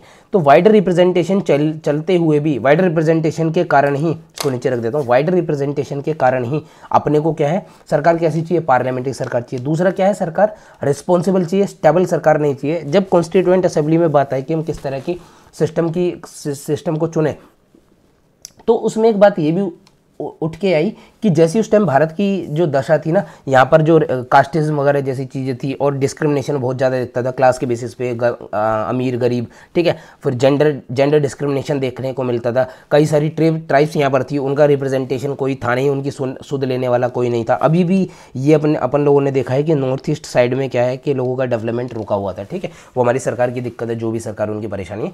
तो क्योंकि उनका रिप्रेजेंटेशन कोई नहीं है और उनकी जिम्मेदारी लेने वाला कोई नहीं है, तो उस केस में क्या है, वाइड रिप्रेजेंटेशन चाहिए और साथ ही साथ क्या, रिस्पॉन्सिबल गवर्नमेंट चाहिए, जहां पर जो नियम और कानून जो एग्जीक्यूट हो रहे हैं उनकी जवाबदेही लेजिस्लेटिव्स में हो और जो डेवलपमेंट है वो बहुत बड़े व्यापक लेवल पे, मतलब पूरे देश में फैले। तो इस वजह से अपने को कैसी चाहिए थी, रिस्पॉन्सिबल गवर्नमेंट चाहिए थी। वहीं अगर हम दूसरी तरफ प्रेसिडेंशियल सिस्टम की बात करें, तो वहाँ पर जो तरीका है, वहाँ पर क्या है, स्टेबिलिटी का तरीका है। मतलब क्या है, एक व्यक्ति होगा, उसे हटाना बड़ा मुश्किल है। वो एग्जीक्यूटिव में एक बार बैठ गया तो बैठ गया, इम्पीचमेंट के द्वारा ही आप हटा सकते हो, वो भी कब, जब बहुत ज़्यादा अनकॉन्स्टिट्यूशनल काम होता हो। वो व्यक्ति जो उसकी एडवाइजरी बॉडी है ना, उसको कभी भी हटा सकता है और दूसरे व्यक्ति को बैठा सकता है। अब मानकर चलो इतने बड़े डाइवर्स नेशन में कोई सेक्शन का व्यक्ति है जो उसकी एडवाइजरी बॉडी में, वो कुछ हल्का सा उसके अगेंस्ट चला गया, बातों के अगेंस्ट, उसे पसंद नहीं आया, चलो निकल, तो सीधे इस बात में बोला कि चलो भैया नमस्ते, दूसरा व्यक्ति हम लाएंगे। और इस तरीके से वहाँ डिक्टेटरशिप है, स्टेबिलिटी है लेकिन डिक्टेटरशिप है और सभी लोगों की ना बात नहीं पहुंचेगी। तो इस वजह से भी रिस्पॉन्सिबल गवर्नमेंट की बात यहाँ पर हुई, ठीक है। तो हमने किसकी बात कर ली, हमने क्या है, वाइडर रिप्रेजेंटेशन की बात कर ली। सेम चीज़ है, बार बार इसको बताने की कोई आवश्यकता नहीं है, वाइडर एंड रिस्पॉन्सिबल, ठीक है। ये सारे कुछ पॉइंट बने जिसके कारण हमने भारत में पार्लियामेंट्री सिस्टम को चुना, ठीक। और हाँ, बस ये पार्लियामेंट्री सिस्टम को जिसके कारण हमने भारत में चुना। तो इसी के साथ में मैंने आपको क्या है, पार्लियामेंट्री सिस्टम क्या है पूरा कंप्लीट कर दिया। एक दो पॉइंट रह गए होंगे तो छोटे मोटे पॉइंट होंगे, उसमें ज़्यादा ध्यान देने की ज़रूरत भी नहीं है। हर एक पॉइंट को बिल्कुल पी जाना कोई फ़ायदा नहीं है, क्योंकि जितना मैंने आपको बता दिया, अगर पार्लियामेंट्री सिस्टम पे क्वेश्चन भी आ गए ना तो ये मोर देन इनफ इसमें बन जाएगा। आप क्या है, इसमें 250 नंबर का आएगा, पर आराम से 500 के आसपास का लिख दोगे इतने में, ठीक है। और इसके साथ करंट अफेयर भी डालने, एग्जाम्पल्स भी डालने, तो यहाँ से तो कुछ हटाना पड़ेगा ना। तो इन सारी चीज़ों को समझो, हर एक पॉइंट को जितनी बारीकी से समझा सकता था समझाया। पॉइंट वाइज भी अगर नहीं भी पॉइंट दिखेगा तो मेरी बातों में सारी चीज़ें दिख जाएंगी आपको, ठीक है। अब हम जो नेक्स्ट पार्ट की, हम नेक्स्ट चैप्टर की बात करने वाले हैं, वो है फेडरल स्ट्रक्चर या फिर फेडरल सिस्टम, ठीक है। तो अब जो हम दूसरा चैप्टर देखने वाले हैं, इसी में फेडरल सिस्टम है, फेडरल स्ट्रक्चर है। लिख दूं मैं यहाँ पर federal structure, federal system,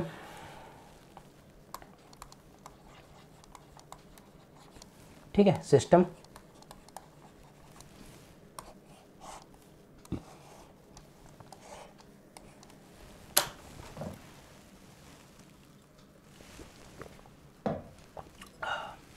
coffee ले लिए, स्ट्रॉन्ग तब भी हाल है।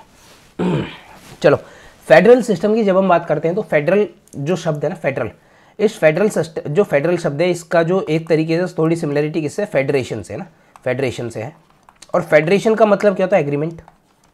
क्या होता है, एग्रीमेंट, ठीक है, एग्रीमेंट है। यानी फेडरल सिस्टम ऐसा सिस्टम है जहां पर जो व्यवस्था है वो एग्रीमेंट के द्वारा बनी हुई है। जैसे अगर हम यूएसए की बात करें, एग्जाम्पल के लिए मैं बात करूँ यूएसए की, यूएसए जो बनाया ना, मैं पहले भी बता चुका हूँ, वो 50 छोटे छोटे वीक स्टेट्स थे, उन्होंने एक एग्रीमेंट किया और वो आपस में मिलकर उन्होंने एक सिस्टम बनाया जिसका जो बड़ी टेरिटरी का नाम क्या हो गया, यूएसए हो गया। वहाँ पर उस स्टेट्स की अपनी ऑटोनॉमी है, अपनी एग्जिस्टेंस है, और उस यूएसए की भी अपनी एग्जिस्टेंस है, ठीक है। तो वो क्या है, उस एग्रीमेंट में काम कर रहे हैं, वो एक तरह का फेडरल है। फेडरल का मतलब ही हो गया एग्रीमेंट, ठीक है। वही सारी चीज़ समझ में आ गई। तो एक तो ये हो गया फेडरल सिस्टम। दूसरा एक सिस्टम और होता है, भारत में तो फेडरल सिस्टम है तो अपने को समझना है, लेकिन एक सिस्टम नहीं, फेडरल नहीं है, दोनों के बीच का ब्लेंड है। फेडरल सिस्टम और एक और सिस्टम है, यूनिटरी सिस्टम है, ठीक है। तो उसको मैं हल्का सा आपको लिख देता हूँ, जो सिस्टम है दूसरा कौन सा होता है, यहीं पर लिख देता हूँ दोनों सिस्टम को, तब अपने को ज़्यादा समझ में आएगा, ठीक है। यहाँ पर लाइन खींचता हूँ और यहाँ लिखते हैं फेडरल, यहाँ क्या लिखेंगे, यहाँ लिखेंगे फेडरल। अरे आजा भाई, चलो यहाँ लिखेंगे फेडरल और यहाँ लिखेंगे यूनिटरी सिस्टम।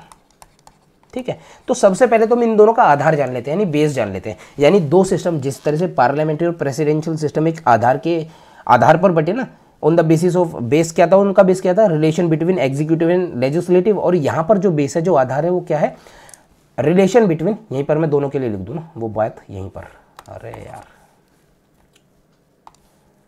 डब्बा बना के बीच में लिख देते हैं, रिलेशन बिटवीन नेशनल गवर्नमेंट, है ना, एंड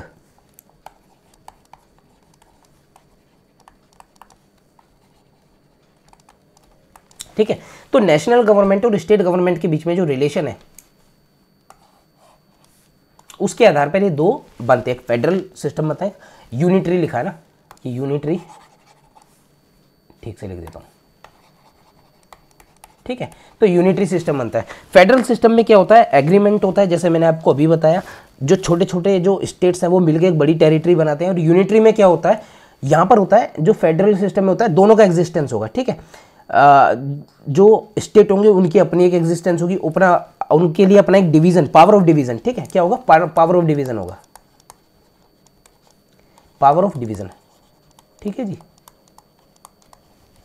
पावर ऑफ डिवीजन होने का मतलब क्या है कि जो स्टेट्स होंगे उनको भी पूरी ऑटोनॉमी होगी, वो अपने हिसाब से नियम बना सकते हैं, वो अपने हिसाब से एग्जीक्यूट कर सकते हो, अपने हिसाब से काम कर सकते हैं। और एक पूरा बड़ा हिस्सा होगा वो वहाँ पर वो अपने नियम बनाएगा। तो जो नियम बड़े वाली टेरिटरी बनाएगी, जैसे यूएसए है, वो सिर्फ जो नियम वो होंगे जो पूरी की पूरी टेरिटरी में एक समान रूप से चलते हो। वहीं दूसरी तरफ अगर हम बात करें यूएसए के स्टेट्स की, तो वो अपने अलग नियम बनाएंगे, वो अपनी अलग अपने डोमेन में अलग काम करेंगे, और उन दोनों का आपस में कोई रिलेशन नहीं बनने वाला है, उनकी अपनी एग्जिस्टेंस है, उनकी अपनी एग्जिस्टेंस है। तो इसे हम बोलते हैं फेडरल है, यहाँ पर एग्रीमेंट हो रखा है, ठीक है। अब एक आ जाता है यूनिटरी। जो यूनिटरी सिस्टम होता है ना, यूनिटरी सिस्टम क्या होता है, वहाँ पर जो पूरी की पूरी पावर होती है वो जो पूरी, मतलब नेशनल गवर्नमेंट हो गई, या फिर कह लो जो ये हम बोलते हैं ना यूनाइटेड स्टेट्स ऑफ अमेरिका है, तो जो बड़ी वाली टेरिटरी है उसकी जो गवर्नमेंट है, जो प्रेसिडेंट को पूरी गवर्नमेंट है, वहाँ पर इनको पूरी गवर्नमेंट होती है। और जो स्टेट्स होते हैं ना, इनकी या तो एग्जिस्टेंस कोई नहीं होगी, या तो इनको क्या है ना, दया के रूप में थोड़ी सी पावर हम दे देते हैं कि भैया आप इस तरीके से काम कर लो। मतलब क्या है, डिफाइंड डोमेन नहीं होता है। क्या होता है कि एक डिफाइंड डोमेन नहीं होता है कि आपको इसी डोमेन के अंदर काम करना है। हो भी सकता है आप काम भी कर सकते हो, अगर हम बोलते हैं नहीं भी होता है, मतलब अगर हम बोले तो काम करोगे, नहीं हम कहेंगे तो नहीं काम करोगे। यूनिटरी सिस्टम की अगर मैं आपको एग्जांपल दूं तो एक तो चाइना हो गया, ठीक है, दूसरा जापान हो गया, ठीक है जी, तो ये फ्रांस हो गया, इटली हो गया, ब्रिटेन हो गया, क्या लिख दिया, ब्रिटेन हो गया, ठीक है। तो ये वो देश हैं जिनके स्टेट्स है ना, फिर से मैं आपको थोड़ा सा एग्जांपल लूँगा क्योंकि शायद मैं आपको एग्जांपल से नहीं बता पा रहा हूँ, तो अंदर से वो बात उठ रही है लेकिन मैं बोल नहीं पा रहा हूँ, तो मैं आपको फिर से एक हल्का सा एग्जांपल लेकर बताऊँगा, ठीक है। मैं भारत के हिसाब उससे ही लेकर बताऊँगा, ठीक है। ये कहाँ जा रहा भाई, है फिर गलत, इतनी भी जल्दीबाजी किस बात की है।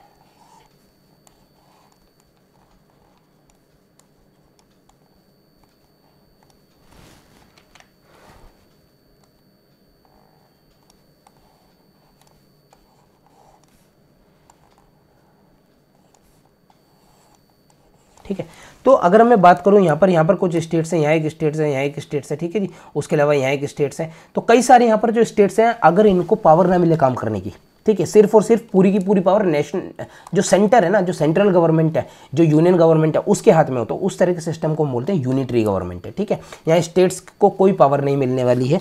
और जब हम बात करते हैं फेडरल गवर्नमेंट की, तो वहाँ पर जो पावर होगी वो स्टेट की पावर भी होगी, उनके पास भी अपने अधिकार होंगे अलग तरीके के, और यूनियन के पास अपने अधिकार होंगे अलग अलग तरीके के, पावर डिवीजन होगा, ठीक है। तो हम वन बाय वन जो फेडरल सिस्टम की और यूनिटरी सिस्टम की हम वन बाय वन बात करते चलते हैं, ठीक है। चलिए, फेडरल सिस्टम के हम फीचर्स देखेंगे, यूनिटरी सिस्टम के फीचर्स देखेंगे, और भारत में क्या है, किस मतलब भारत में जो सिस्टम है उसका जो वो है, क्योंकि हम मैंने अभी आपको बताया एक ब्लेंड है, या यूनिटरी फीचर्स भी हैं भारत के कॉन्स्टिट्यूशन में और फेडरल फीचर में, तो उसको भी हम देखेंगे, ठीक है। तो सबसे पहले हम क्या देखने वाले हैं, फेडरल सिस्टम को देखेंगे। फेडरल सिस्टम के भैया जो फीचर होते हैं वो क्या होते हैं। सबसे पहले तो क्या होगा, फेडरल फीचर में ना अपने को पावर ऑफ डिवीजन देखने को मिल रहा है। पावर ऑफ डिवीजन देखने का मतलब क्या है, पावर ऑफ डिवीजन देखने का मतलब क्या है, दोनों की अलग अलग टेरिटरी होगी, क्या हो रखा है, दोनों की अलग अलग टेरिटरी होगी, सेंटर के अपने नियम होंगे, स्टेट के अपने नियम होंगे, दोनों एक दूसरे के नियम में इंटरफेयर नहीं करेंगे, दोनों एक दूसरे के डोमेन में, है ना, इंटरफेयर नहीं करेंगे। तो ये पावर ऑफ डिवीजन होगा। दूसरा क्या है, जो फेडरल सिस्टम में जो कॉन्स्टिट्यूशन होगा वो रिटर्न होगा। कैसा होगा? रिटर्न। ठीक है, दोनों की सीमाएं लिखी होंगी। ठीक है, फेडरल सिस्टम में जो क्या बोलते हैं, जो हमारा कॉन्स्टिट्यूशन रिटर्न होगा, और फेडरल सिस्टम में जो डुअल पॉलिटी होगी, है ना, डुअल पॉलिटी होगी। ठीक है, ये भारत के रिस्पेक्ट में पढ़ लेते हैं ना, अलग अलग से क्यों पढ़ना है, फिर से इन्हीं पॉइंट को मैं आपको पढ़ाऊंगा। तो ये भारत के रिस्पेक्ट में पढ़ लो, मैं उसी हिसाब से आपको पढ़ा देता हूँ। एक पॉइंट क्लियर करना था, वो उसको क्लियर करने के बाद भारत के रिस्पेक्ट में सारे पॉइंट पढ़ेंगे, क्योंकि अलग से फिर से पढ़ाऊंगा, फिर से ही पॉइंट आएगा। ठीक है, तो फेडरल में और उसमें सारे पॉइंट उसी में पढ़ेंगे, एक ही बार में क्लियर करेंगे। वीडियो को बहुत बड़ी हो जाएगी, वैसे ही बहुत बड़ी हो चुकी है। ठीक है, तो मैं आपको क्या बता रहा था, फेडरल बता रहा था ना। फेडरल सिस्टम में एक चीज़ मैं आपको बता दूँ, जो एग्रीमेंट है, एग्रीमेंट होता है ना, वो एग्रीमेंट के भी दो तरीके होते हैं। ठीक है जी, एग्रीमेंट के दो तरीके होते हैं। एक एग्रीमेंट होता है बाय, है ना, डिसइंटीग्रेशन, यानी एक फेडरल एग्रीमेंट जो है ना, फेडरल सिस्टम जो है वो होगा बाय डिसइंटीग्रेशन। एक तरीका होता है जो स्टेट्स बनते हैं ना, वो उसमें क्या होता है, पूरी टेरिटरी क्या छोटे छोटे स्टेट्स में टूटती है। ठीक है, जैसे अगर हम बात करते हैं यूएसए, उसकी कनाडा की, तो कनाडा क्या है, अपने अपने फेडरल सिस्टम है, लेकिन जो कनाडा की जो वो है ना स्टेट्स हैं, वो छोटे छोटी टेरिटरी में टूटी है, यानी एक पूरा कनाडा था और वो छोटे छोटे स्टेट्स में टूटा एडमिनिस्ट्रेशन के पर्पस से। ठीक है, वहीं अगर हम यूएसए की बात करते हैं, उसका जस्ट उल्टा है, वो इंटीग्रेट हुआ, वो तब जाके बहुत बड़ी टेरिटरी बना। वो छोटे छोटे स्टेट्स थे, वो मिलिट्रीली वीक थे, वो इकोनॉमिकली वीक थे। ठीक है, तो वो क्या है, उन्होंने एक बहुत बड़ी टेरिटरी बनाई और अपने आप को इंटीग्रेट किया, एक दूसरे से जोड़ा और फिर एक बड़ी टेरिटरी बनाई, तो वहाँ पर एक एग्रीमेंट हुआ। तो दो तरीके से बने। ठीक है, अब हम अगर बात करें भारत की अगर हम बात करें, तो भारत में क्या है, भारत स्पेसिफिक अगर बात करें, तो भारत का जो एग्रीमेंट है ना, जो क्योंकि भारत में भी यूनियन ऑफ स्टेट्स का जिक्र होता है, यूनियन ऑफ स्टेट्स है, आर्टिकल 1 में मैं आपको बता चुका।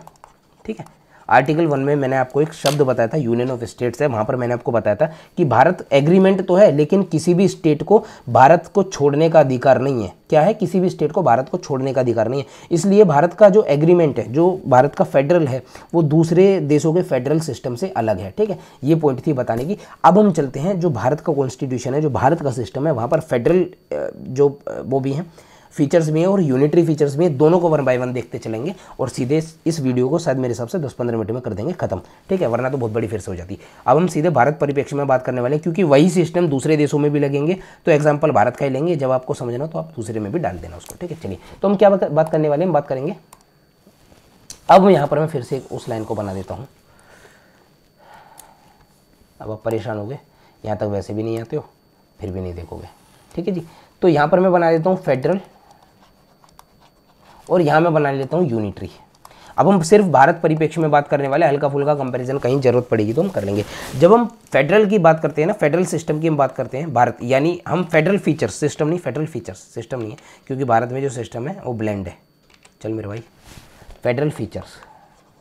ठीक है, भारत के जो फेडरल फीचर्स हैं ना, क्या हम बात करने वाले हैं, जो कॉन्स्टिट्यूशन के, सबसे पहले तो क्या डुअल पॉलिटी होगी। अब आप उसको दूसरे साइड में भी पढ़ना, मतलब क्या है मेरा कहने का, कि मैं भारत के परिप्रेक्ष्य में बताऊंगा तो आप इन जनरल भी समझेंगे और स्पेसिफिक भी समझेंगे। तो डुअल पॉलिटी कैसी होगी, डुअल पॉलिटी होगी, मतलब क्या है कहने का, डुअल पॉलिटी का एक सेंट्रल गवर्नमेंट होगी, ठीक है जी, और एक स्टेट गवर्नमेंट होगी। ठीक है,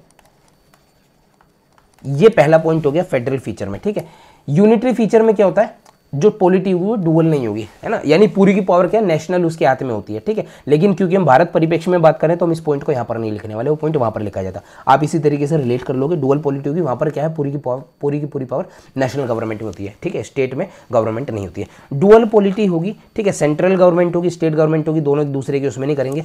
पावर ऑफ डिवीजन होगा, जो मैंने अभी आपको बात लिखी, क्या होगा, आजा भाई,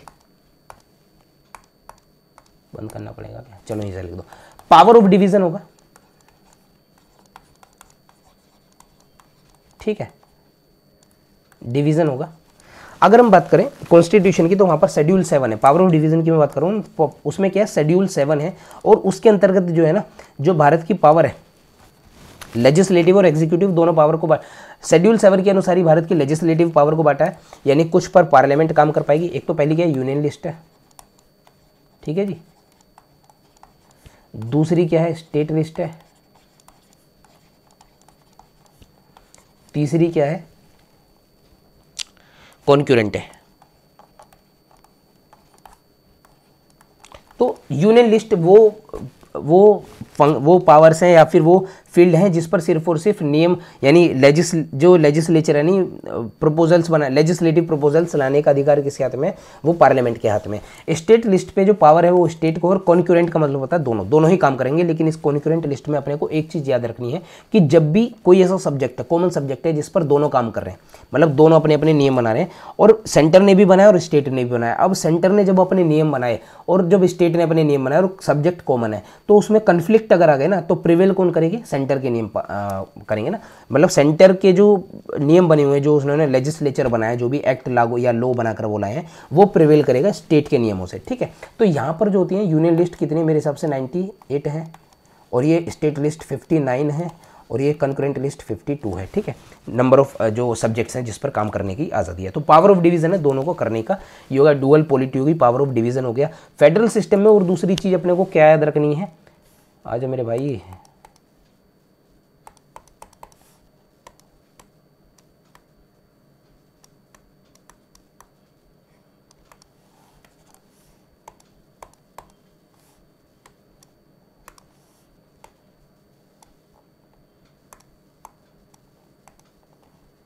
आगे क्या, हाँ आ गया। ठीक है, तो दूसरी जो पावर है वो क्या है, रिटन कॉन्स्टिट्यूशन होगा, है ना। ये इन जनरल में मैं आपको बता रहा हूँ, और ये मैं आपको भारत परिप्रेक्ष्य में बता रहा हूँ। जनरल रिटन कॉन्स्टिट्यूशन होगा, रिटन कॉन्स्टिट्यूशन होगा, और दोनों के जो लिखे हुए होंगे, जब आप अभी हम पूरी इंडियन पॉलिटी पढ़ेंगे तो उसमें पार्लियामेंट मतलब सेंटर का भी पार्ट आएगा, सेंट्रल गवर्नमेंट का भी पार्ट आएगा, और स्टेट गवर्नमेंट का भी पार्ट आएगा। दोनों ही चीज़ें लिखी हुई हैं ताकि दोनों एक दूसरे के जो डोमेन को खाने की कोशिश ना करें। ठीक है, वेल डिफाइंड एरिया होगा कि इतने में इन्हीं को काम करना है, इतने में इन्हीं को काम करना है, ये सारी चीज़ें रिटन कॉन्स्टिट्यूशन होंगे। ठीक है, कॉन्स्टिट्यूशन कैसा होगा, रिजिड होगा, फेडरल स्ट्रक्चर ही मैं आपको बता रहा हूँ ये। ठीक है, रिजिड कॉन्स्टिट्यूशन का मतलब क्या है, मैंने आपको इससे पहले वाली चीज़ में बेसिक वो सारी चीज़ें बताई थी कि जो एक तो बेसिक स्ट्रक्चर, फंडामेंटल ड्यूटीज़, उसके अलावा मैंने आपको बताया था कि जो वोटिंग वगैरह होती है वो किस तरीके से होती है ना, सिंपल मेजोरिटी से, और अमेंडमेंट वाला चैप्टर है। ठीक है, तो सिंपल मेजोरिटी से हम कॉन्स्टिट्यूशन को अमेंड कर सकते हैं, और स्पेशल मेजोरिटी से कर सकते हैं, उसके अलावा स्पेशल मेजोरिटी प्लस रेटिफिकेशन से। ठीक है, तो रिजिड कॉन्स्टिट्यूशन का यहाँ पर मतलब क्या है वो अपने को थोड़ा समझना है। जो 368 आर्टिकल है उसके अंतर्गत दो तरीके हैं भारत जो कॉन्स्टिट्यूशन को अमेंड करने के। पहला तो स्पेशल मेजोरिटी है, दूसरा स्पेशल मेजोरिटी प्लस में रेटिफिकेशन है ना, रेटिफिकेशन बाय स्टेट्स, जो मैंने आपको 50% प्लस 1 पहले भी बताया था। तो इसके अंतर्गत क्या है, जो कॉन्स्टिट्यूशन के फेडरल स्ट्रक्चर है ना, जब भी बात कॉन्स्टिट्यूशन के फेडरल स्ट्रक्चर की बात आएगी, यानी कोई भी ऐसी बात आएगी जिसका नियम जिसके जो पॉइंट है या जिसके भी जो उसके अंदर प्रोविजंस दिए हुए हैं वो सीधे तौर पर उसमें इंक्रोच पावर में या फील्ड में इंक्रोच करने की कोशिश कर रहे हैं स्टेट के, उसकी पावर को किसी भी तरीके से कम बढ़ा रहे हैं या घटा रहे हैं जैसे भी है, तो उस केस में फिर रेटिफिकेशन आ जाएगा, है ना। तो यहाँ पर क्या है ना, रिजिड अब वो रिजिडिटी हो गई, यानी अपने को क्या चाहिए, स्पेशल मेजोरिटी चाहिए,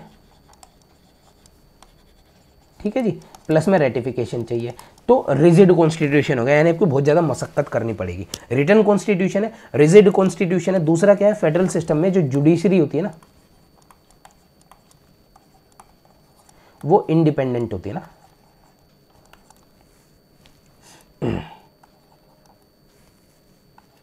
कैसी होती है, इंडिपेंडेंट होती है जुडिशरी। और जुडिशरी का जो मेन काम होता है इस केस में, अभी हम फेडरल की बात कर रहे हैं ना, डिस्प्यूट्स, ठीक है ना, बिटवीन, ये भी वन ऑफ द ओरिजिनल जो ओरिजिनल फील्ड आता है इसमें जुडिशरी में। सुप्रीम कोर्ट की अगर मैं बात करूं, सुप्रीम कोर्ट की, तो disputes between centre and state, अब दोनों एग्जिस्ट कर रहे हैं, तभी तो जुडिशरी में दोनों की बात हो रही है। इंडिपेंडेंट जुडिशरी है, सेंटर की। इंडिपेंडेंट जुडिशरी का मतलब क्या है कि जो ऐसा नहीं है कि एक जुडिशरी स्टेट के लिए, एक जुडिशरी सेंटर के लिए, दोनों की जुडिशरी कॉमन है, और जितने भी डिस्प्यूट सेंटर और स्टेट के आएंगे वो सुप्रीम कोर्ट की यहाँ पर बात हो रही है, सुप्रीम कोर्ट में दोनों देखेंगे। ठीक है, जुडिशरी इंडिपेंडेंट हो गई, और उसके बाद रिजिड कॉन्स्टिट्यूशन, रिटन कॉन्स्टिट्यूशन है, पावर ऑफ डिवीजन हो गया, डुअल पॉलिटी हो गई। ठीक है, और जो दूसरे पॉइंट आ जाते हैं, जैसे हम बात करें बाई कैमरलिज्म है, बाई कैमे, ये थोड़ा सा समझना है अपने को ना, बाई कैमरलिज्म, ठीक है, बाई कैमरलिज्म, अरे भाई बाई कैमरलिज्म का अपने को समझना क्या है, देखो जो पार्लियामेंट्री सिस्टम है ना या दूसरे भी प्रेसिडेंशियल सिस्टम है, वहां पर भी दो वो थे हमारे पास हाउस, यहां पर भी हमारे पास दो हाउस है। तो दो हाउस कौन कौन से हैं, एक तो लोकसभा है, ठीक है, और एक राज्यसभा है,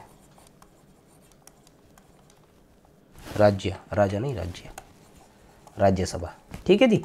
अब जो लोकसभा है वहां पर तो जो लोग हैं जो भी यहाँ पर मेंबर होते हैं लोकसभा में वो डायरेक्टली इलेक्टेड होते हैं, जिसे लोग चुनकर भेजते हैं। कैसे भेजते हैं, लोग चुनकर भेजते हैं लोकसभा में, ठीक है। तो इसी वजह से पार्लियामेंट्री सिस्टम में, अगर मैंने पॉइंट नहीं लिखा है तो भी समझ लेना, जो भी डायरेक्टली इलेक्टेड लोग आते हैं वो डायरेक्टली रिस्पॉन्सिबल टू लोकसभा होते हैं, ठीक है। उन्हें जो क्या बोलते हैं उसको, जो मेंबरशिप है वो दोनों में से कहीं भी मिल सकती है। मैंने अभी आपको एक चीज़ और बतानी थी ना, ब्रिटिश पार्लियामेंट में और इंडियन पार्लियामेंट में क्या डिफरेंस होता है, ये मैंने आपको बताया नहीं, वो पॉइंट रह गया, अभी बताऊंगा। इसमें थोड़ा सा मैं क्या बता दूं कि जो लोकसभा में ना वो मेंबरशिप कहीं की भी ले सकते हैं। जब हम भारत की बात करते हैं तो मेंबरशिप लोकसभा की भी ले सकते हैं और राज्यसभा की भी ले सकते हैं, लेकिन रिस्पॉन्सिबिलिटी लोकसभा होंगे ओनली, ठीक है, जो डायरेक्टली इलेक्टेड है। लेकिन आज जो अपने को मेन मुद्दा देखना है वो राज्यसभा में देखना है। फेडरल स्ट्रक्चर में जो मेन मुद्दा देखना है वो राज्यसभा को देखना है।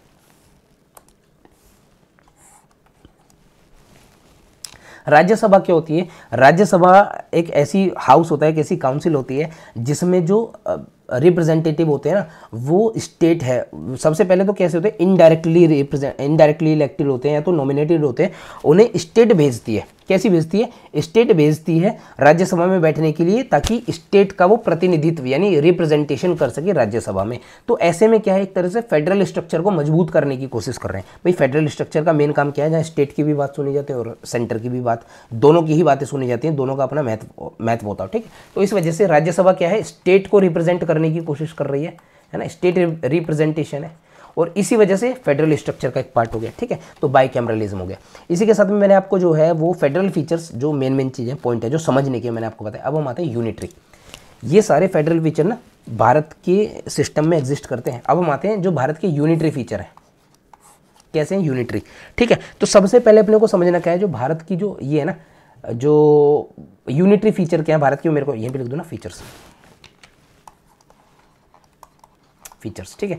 तो जब हम बात करते हैं भारत के यूनिटरी फीचर्स की, तो जो भारत की सेंटर है ना, जो सेंट्रल गवर्नमेंट है वो कैसी है, स्ट्रॉन्ग गवर्नमेंट है, स्ट्रॉन्ग सेंटर, यानी जो सेंटर में गवर्नमेंट है वो स्ट्रॉन्ग है। कहने का मतलब क्या है, देखो अभी मैंने आपको फेडरल फीचर में एक चीज़ बताई, पावर ऑफ डिवीजन में जो शेड्यूल 7 में जो यूनियन लिस्ट है ना उसमें सब्जेक्ट 98 है, ठीक है, और स्टेट लिस्ट में सब्जेक्ट 59 है। तो पहले तो एक चीज़ अपने को यही पता चल रही है कि जो नंबर ऑफ सब्जेक्ट है ना वो यूनियन यानी सेंटर को ज़्यादा मिले हुए हैं और स्टेट को कम मिले हुए हैं। पहली चीज़ तो ये है। अब इस यूनियन लिस्ट में एक तो नंबर ऑफ सब्जेक्ट, दूसरा क्या है ना, इंपॉर्टेंस हम देखेंगे, नहीं महत्वपूर्ण है। तो जितने भी बड़े बड़े सब्जेक्ट हैं जो बहुत ज़्यादा इंपॉर्टेंट सब्जेक्ट हैं वो यूनियन लिस्ट में है, ठीक है। कम्युनिकेशन हो गया, डिफेंस हो गया और करेंसी हो गई, ये सारी चीज़ें। और छोटे छोटे सब्जेक्ट हैं स्टेट लिस्ट में, एग्रीकल्चर हो गया, लैंड से रिलेटेड चीज़ हो गई, ठीक है, फिशरीज हो गई, ये सारी चीज़ें। दूसरा, इसी पावर ऑफ डिवीजन में हम जो नंबर देखते हैं कंकरेंट लिस्ट को देखते हैं, जो मैंने अभी आपको बताया। कंकरेंट लिस्ट की जब हम बात करेंगे तो यहाँ पर प्रिवेलिंग पावर किसके हाथ में है, सेंटर के हाथ में, ठीक है। कन्फ्लिक्ट आने के केस में जो प्रिवेल किसके लॉज करेंगे, वो सेंटर के लॉ करेंगे। एक और पावर है इसमें स्ट्रॉन्ग, जो उसको बनाती है, जो रेसिडुअरी पावर है ना, वो सेंटर के हाथ में होती है। कैसी है, किसके हाथ में होती है, सेंटर के हाथ में होती है। इसी वजह से जो भारत का सिस्टम है वो बाकी फेडरल सिस्टम से अलग है तो हम यूनियन ऑफ स्टेट्स, लेकिन बाकी फेडरल सिस्टम से अलग है। जब हम भारत स्पेसिफिक बात करते हैं तो जो रेसिडुअरी पावर होती हैं, अब सबसे पहले समझ लो रेसिडुअरी पावर होती क्या है। रेसिडुअरी का मतलब होता है अतिरिक्त, यानी जिसका जिक्र किसी भी यूनियन लिस्ट में ना हो, स्टेट लिस्ट में ना हो, कंकरेंट लिस्ट में ना हो, जो अलग से स्पेसिफाई ना हो कि या तो सेंटर के लिए या तो स्टेट के लिए, ठीक है। इस तरह की जो पावर होती है उसका पूरा जो उस पर पूरा अधिकार किसका होता है, सेंटर का होता है, यानी residuary power belongs to centre. लेकिन जब हम दूसरे देश के फेडरल स्ट्रक्चर की बात करते हैं तो वहाँ पर रेसिडुअरी पावर जो है ना वो स्टेट्स को होती है। जैसे यूएसए में जो रेसिडुअरी पावर है सारी स्टेट्स को होगी, लेकिन यहाँ पर रेसिडुअरी पावर है वो किसको दी है, सेंटर को। वो अलग बात है, जब हम मॉडर्न हिस्ट्री पढ़ेंगे, अगर मेरे को टाइम मिला और मैं उनके लेक्चर्स लेकर आया तो ये बात भी उठी थी कि जो रेसिडुअरी पावर है ना वो किसको मिलनी चाहिए, स्टेट्स को मिलनी चाहिए। और बीच बीच में भी ये सारी बातें उठी हैं, ये जितने भी हमारे, जब इसको सेंटर स्टेट रिलेशन की भी बात आएगी, सेंटर स्टेट रिलेशन की अभी बात आएगी, तो उसमें कई सारी कमीशन वो हम पढ़ेंगे, रिपोर्ट्स वगैरह, कमीशन वगैरह पढ़ेंगे, तो वहाँ पर भी हम देखेंगे कि मतलब जो रेसिडुअरी पावर है वो स्टेट को मिलने की जिक्र है और क्यों है, ये सारी चीज़ें हम देखेंगे, आगे समझेंगे उसको, ठीक है।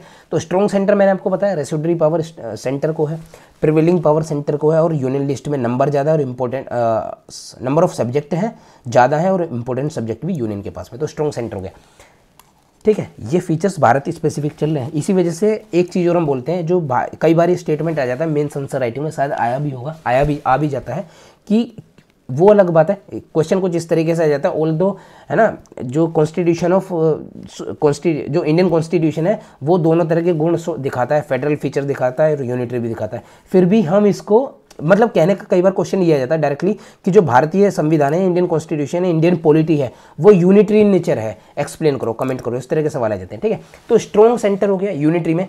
अगला क्या है जो इसमें सिंगल सिटीजनशिप, ठीक है जी, सिंगल सिटीजनशिप है। जब हम बात,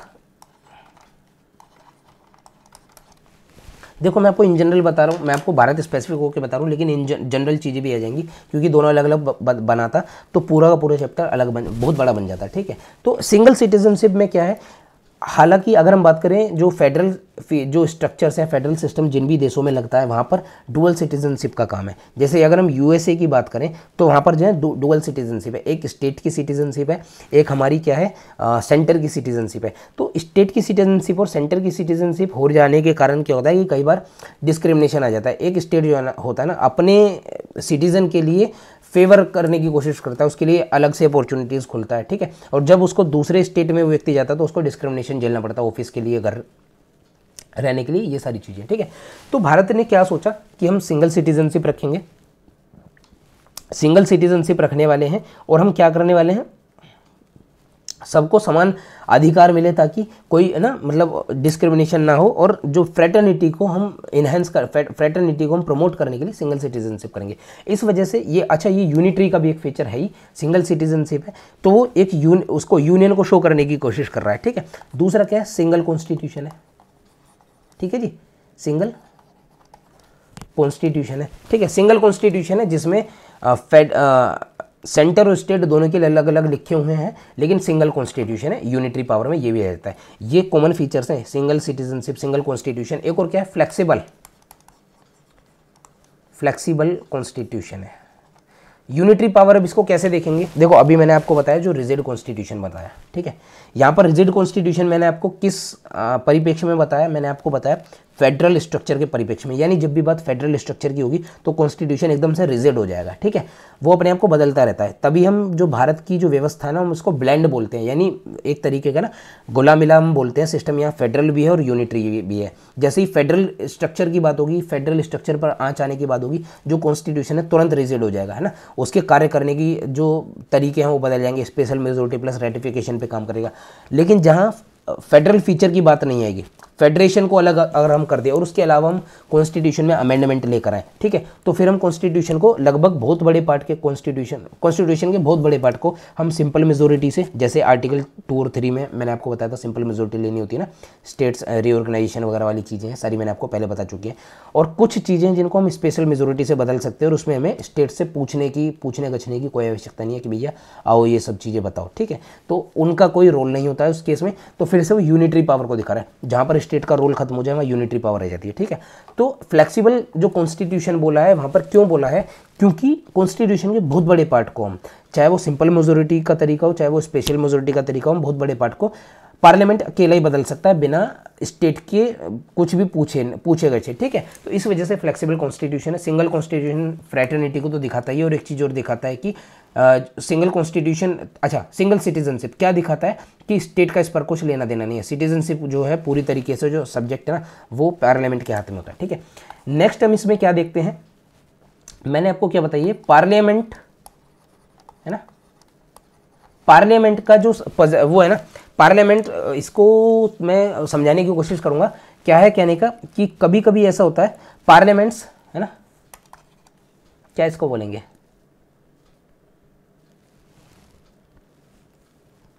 पार्लियामेंट्स लॉर्डशिप बोल दो, पार्लियामेंट्स एक तरह से कहने का मेरा मतलब है कि जो स्टेट्स सब्जेक्ट होते हैं ना, जो इसको, चलो मेरे को पॉइंट बिल्कुल सब्जेक्ट एग्जैक्ट मेरे को वर्ड याद नहीं आ रहा, मैं आपको समझा देता हूँ कहने का मैं क्या मतलब है, वो आपको समझा देता हूँ मैं क्या है कि कई बार ऐसा होता है जो स्टेट लिस्ट में जो सब्जेक्ट होते हैं ना उस पर या तो नेशनल इंटरेस्ट में, जिसको आर्टिकल 249 के अंतर्गत कहा गया है, ठीक है, या तो फिर नेशनल इमरजेंसी के केस में, ठीक है, और दूसरे किसी कारण से जैसे इंटरनेशनल ट्रीटी हो, कन्वेंशन हो, है ना, पीस वगैरह को लाने के लिए या रिलेशन ठीक करने के लिए, तो स्टेट लिस्ट के सब्जेक्ट पर भी पार्लियामेंट काम कर सकता है। तो अगेन फिर पार्लियामेंट पावरफुल हो गया और यूनिटरी फीचर्स को दिखाने की कोशिश कर रहा है। तो ये मैं बताना चाहता था। दूसरा क्या है, इमरजेंसी केस में, है ना, इमरजेंसी केस में भी जो हमारी जो व्यवस्था है वो यूनिटरी नेचर हो जाती है। जो पार्लियामेंट है वो सीधे तौर पर क्या है, पार्लियामेंट है या तो सेंट्रल गवर्नमेंट है, वो सीधे तौर पर स्टेट गवर्नमेंट को आदेश दे सकती है, उनके जो फाइनेंशियल जो भी चीज़ें उनमें वो उनमें कंट्रोल कर सकती है, ठीक है, और भी दूसरे उनको दिशा निर्देश दिए जा सकते हैं। ये भी है ना इमरजेंसी वाला पॉइंट हो गया, ठीक है। और एक और मैं आपको इसके अंदर एक और पॉइंट लिख दूँ। वैसे तो लक्ष्मीकांत में वो चीज़ें नहीं लिखी, लेकिन क्योंकि मुझे याद है और आगे मैं आपको बताऊँगा, तो 365 के अंतर्गत आर्टिकल 365 है ना, ठीक से लिख दूँ। ये लक्ष्मीकांत में मैंने नहीं पढ़ा है, ठीक है, मेरे को याद आ गया तो बता दूँ। देखो ऐसा नहीं है कि जो चीज़ किसी पर्टिकुलर चैप्टर में कोई चीज़ लिखी है सिर्फ उसी से ही आप आंसर कर सकते हो। अगर आपने चीज़ें पढ़ी हैं तो जो आपको दिमाग में आएगा उसके हिसाब से भी आंसर कर सकते हो और चीज़ें सही होंगी, ठीक है। आर्टिकल 365 में जो है वो सेंटर को अधिकार है डायरेक्शन करने का कि आप इस तरीके से, ये मैं आपको डीपीएसपी में बता चुका हूँ, ठीक है। आर्टिकल 365 में सेंटर को अधिकार है स्टेट को डायरेक्शंस देने का कुछ पर्टिकुलर चीज़ों में, और अगर स्टेट वैसा नहीं करती है, स्टेट अगर वैसा काम जो सेंटर ने कहा उसके हिसाब से काम नहीं करती है, तो फिर वहाँ पर प्रेसिडेंशियल रूल हम लगा सकते हैं।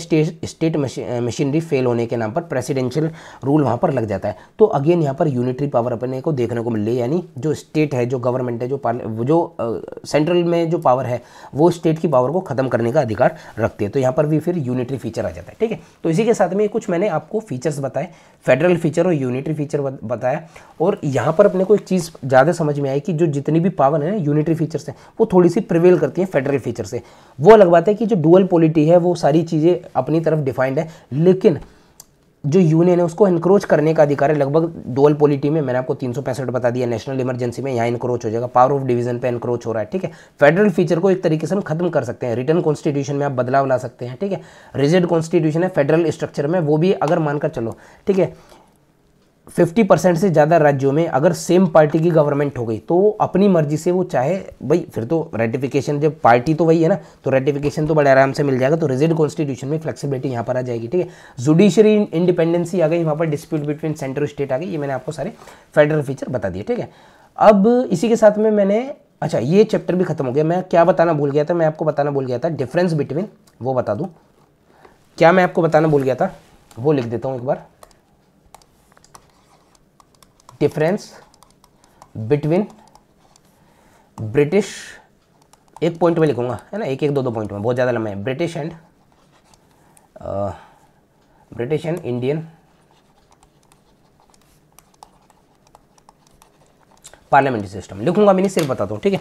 तो ब्रिटिश और इंडियन सिस्टम दोनों के दोनों पार्लियामेंट्री सिस्टम है, दोनों तरफ पार्लियामेंट का काम करने का तरीका, रूल ऑफ लॉ और बहुत सारी चीज़ें, ठीक है। लेकिन फिर भी उन दोनों के बीच में कुछ डिफरेंसेस है। जैसे अगर हम ब्रिटेन की बात करें, ब्रिटिश गवर्नमेंट की, ब्रिटिश व्यवस्था की अगर हम बात करें, तो वहाँ पर जो हेड होता है ना, वो स्टेट ऑफ हेड होता है। वहाँ के जो राष्ट्रपति की बात नहीं करेंगे, स्टेट ऑफ हेड हम बोलेंगे, ज़्यादा ठीक रहेगा। वहाँ जो हेड होता है वो मोनार्क होता है ना, हेरिडिटरी बेसिस पर एक राजा आएगा, उसका बेटा आएगा, फिर उसकी बेटी बेटा जो भी आएंगे, वो वहाँ के प्रेसिडेंट एक तरीके से हेड ऑफ स्टेट होते हैं, जो क्राउन होते हैं ना वहाँ पर ब्रिटिश में, ठीक है। पार्लियामेंट होते हैं, लेकिन उसके अलावा एक राजा भी यहाँ पर होता है, किंग क्वीन वगैरह वो सारी चीज़ें होती है। लेकिन भारत में ऐसा कुछ है नहीं।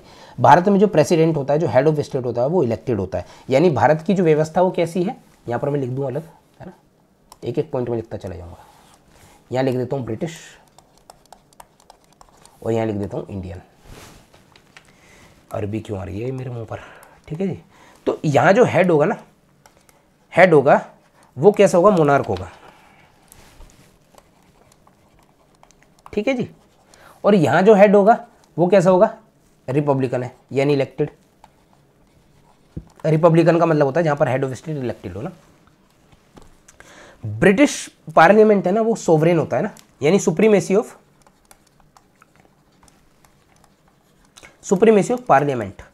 पार्लियामेंट जो चाहे निर्देश लिया है, ठीक है। जुडिशरी भी छोटी पड़ जाती है, ब्रिटेन में पार्लियामेंट इतनी पावरफुल होती है, ठीक है। लेकिन यहाँ पर जो सुप्रीमेसी वो किसकी है, जुडिशरी की ना, सुप्रीमेसी ऑफ कॉन्स्टिट्यूशन, ठीक है जी। Supremacy of parliament, supremacy of constitution, ये डिफरेंस हो गया। दूसरा क्या है, ब्रिटेन में जब हम बात करते हैं तो इलेक्टेड मेंबर जो आते हैं ना, मेंबर ऑफ पार्लियामेंट जिन्हें बोलते हैं, इलेक्टेड मेंबर की हम बात कर रहे हैं, जो डायरेक्टली इलेक्टेड होते हैं, जिन्हें लोग चुनकर भेजते हैं, वो सीधे तौर पर रिस्पॉन्सिबल किसको होते हैं, लोक, वहाँ की, जैसे यहाँ पर लोकसभा है ना, अच्छा लोकसभा को एक नाम और बोलते हैं, लोअर हाउस और अपर हाउस बोलते हैं ना, है ना, लोअर हाउस और अपर हाउस है। तो वहाँ पर जो लोअर हाउस होता है ना, वो सीधे उसको क्या होते हैं, रिस्पॉन्सिबल होते हैं, उन्हें मेंबरशिप दूसरे वाले हाउस की मिलेगी नहीं। लेकिन भारत में ऐसा क्या है कि यहाँ पर को आप मेंबरशिप चाहे तो राज्यसभा की ले लो, चाहे तो लोकसभा की ले लो, हाँ रिस्पॉन्सिबिलिटी जो है वो हमारी लोकसभा के प्रति होगी, ठीक है। ये पॉइंट आ गया, लिख नहीं रहा, इसको बड़ा हो जाएगा, ठीक है, समझा दिया। अगला एक और जो पॉइंट आता है, एक शैडो कैबिनेट जैसी चीज़ होती है।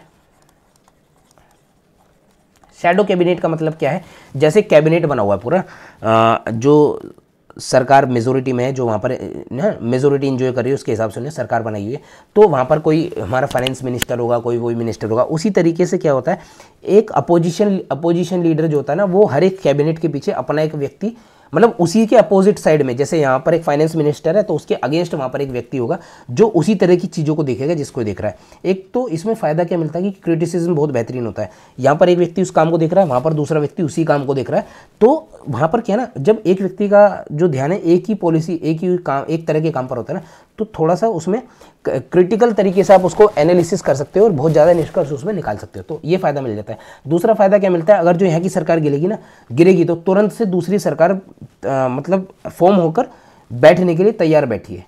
कहने का मतलब क्या है, एक अल्टरनेटिव गवर्नमेंट वहाँ पर तैयार है, इसे हम बोलते हैं शैडो कैबिनेट, जहाँ हर एक व्यक्ति के पीछे एक व्यक्ति बिठा देते हैं। ये कंसेप्ट भारत में नहीं काम करता है, वहाँ पर सिर्फ काम करता है, ठीक है। तो यहाँ पर ये शैडो कैबिनेट वाला कंसेप्ट नहीं है, ठीक है। दूसरा जो पॉइंट आता है वो आता है लीगल रिस्पॉन्सिबिलिटी है।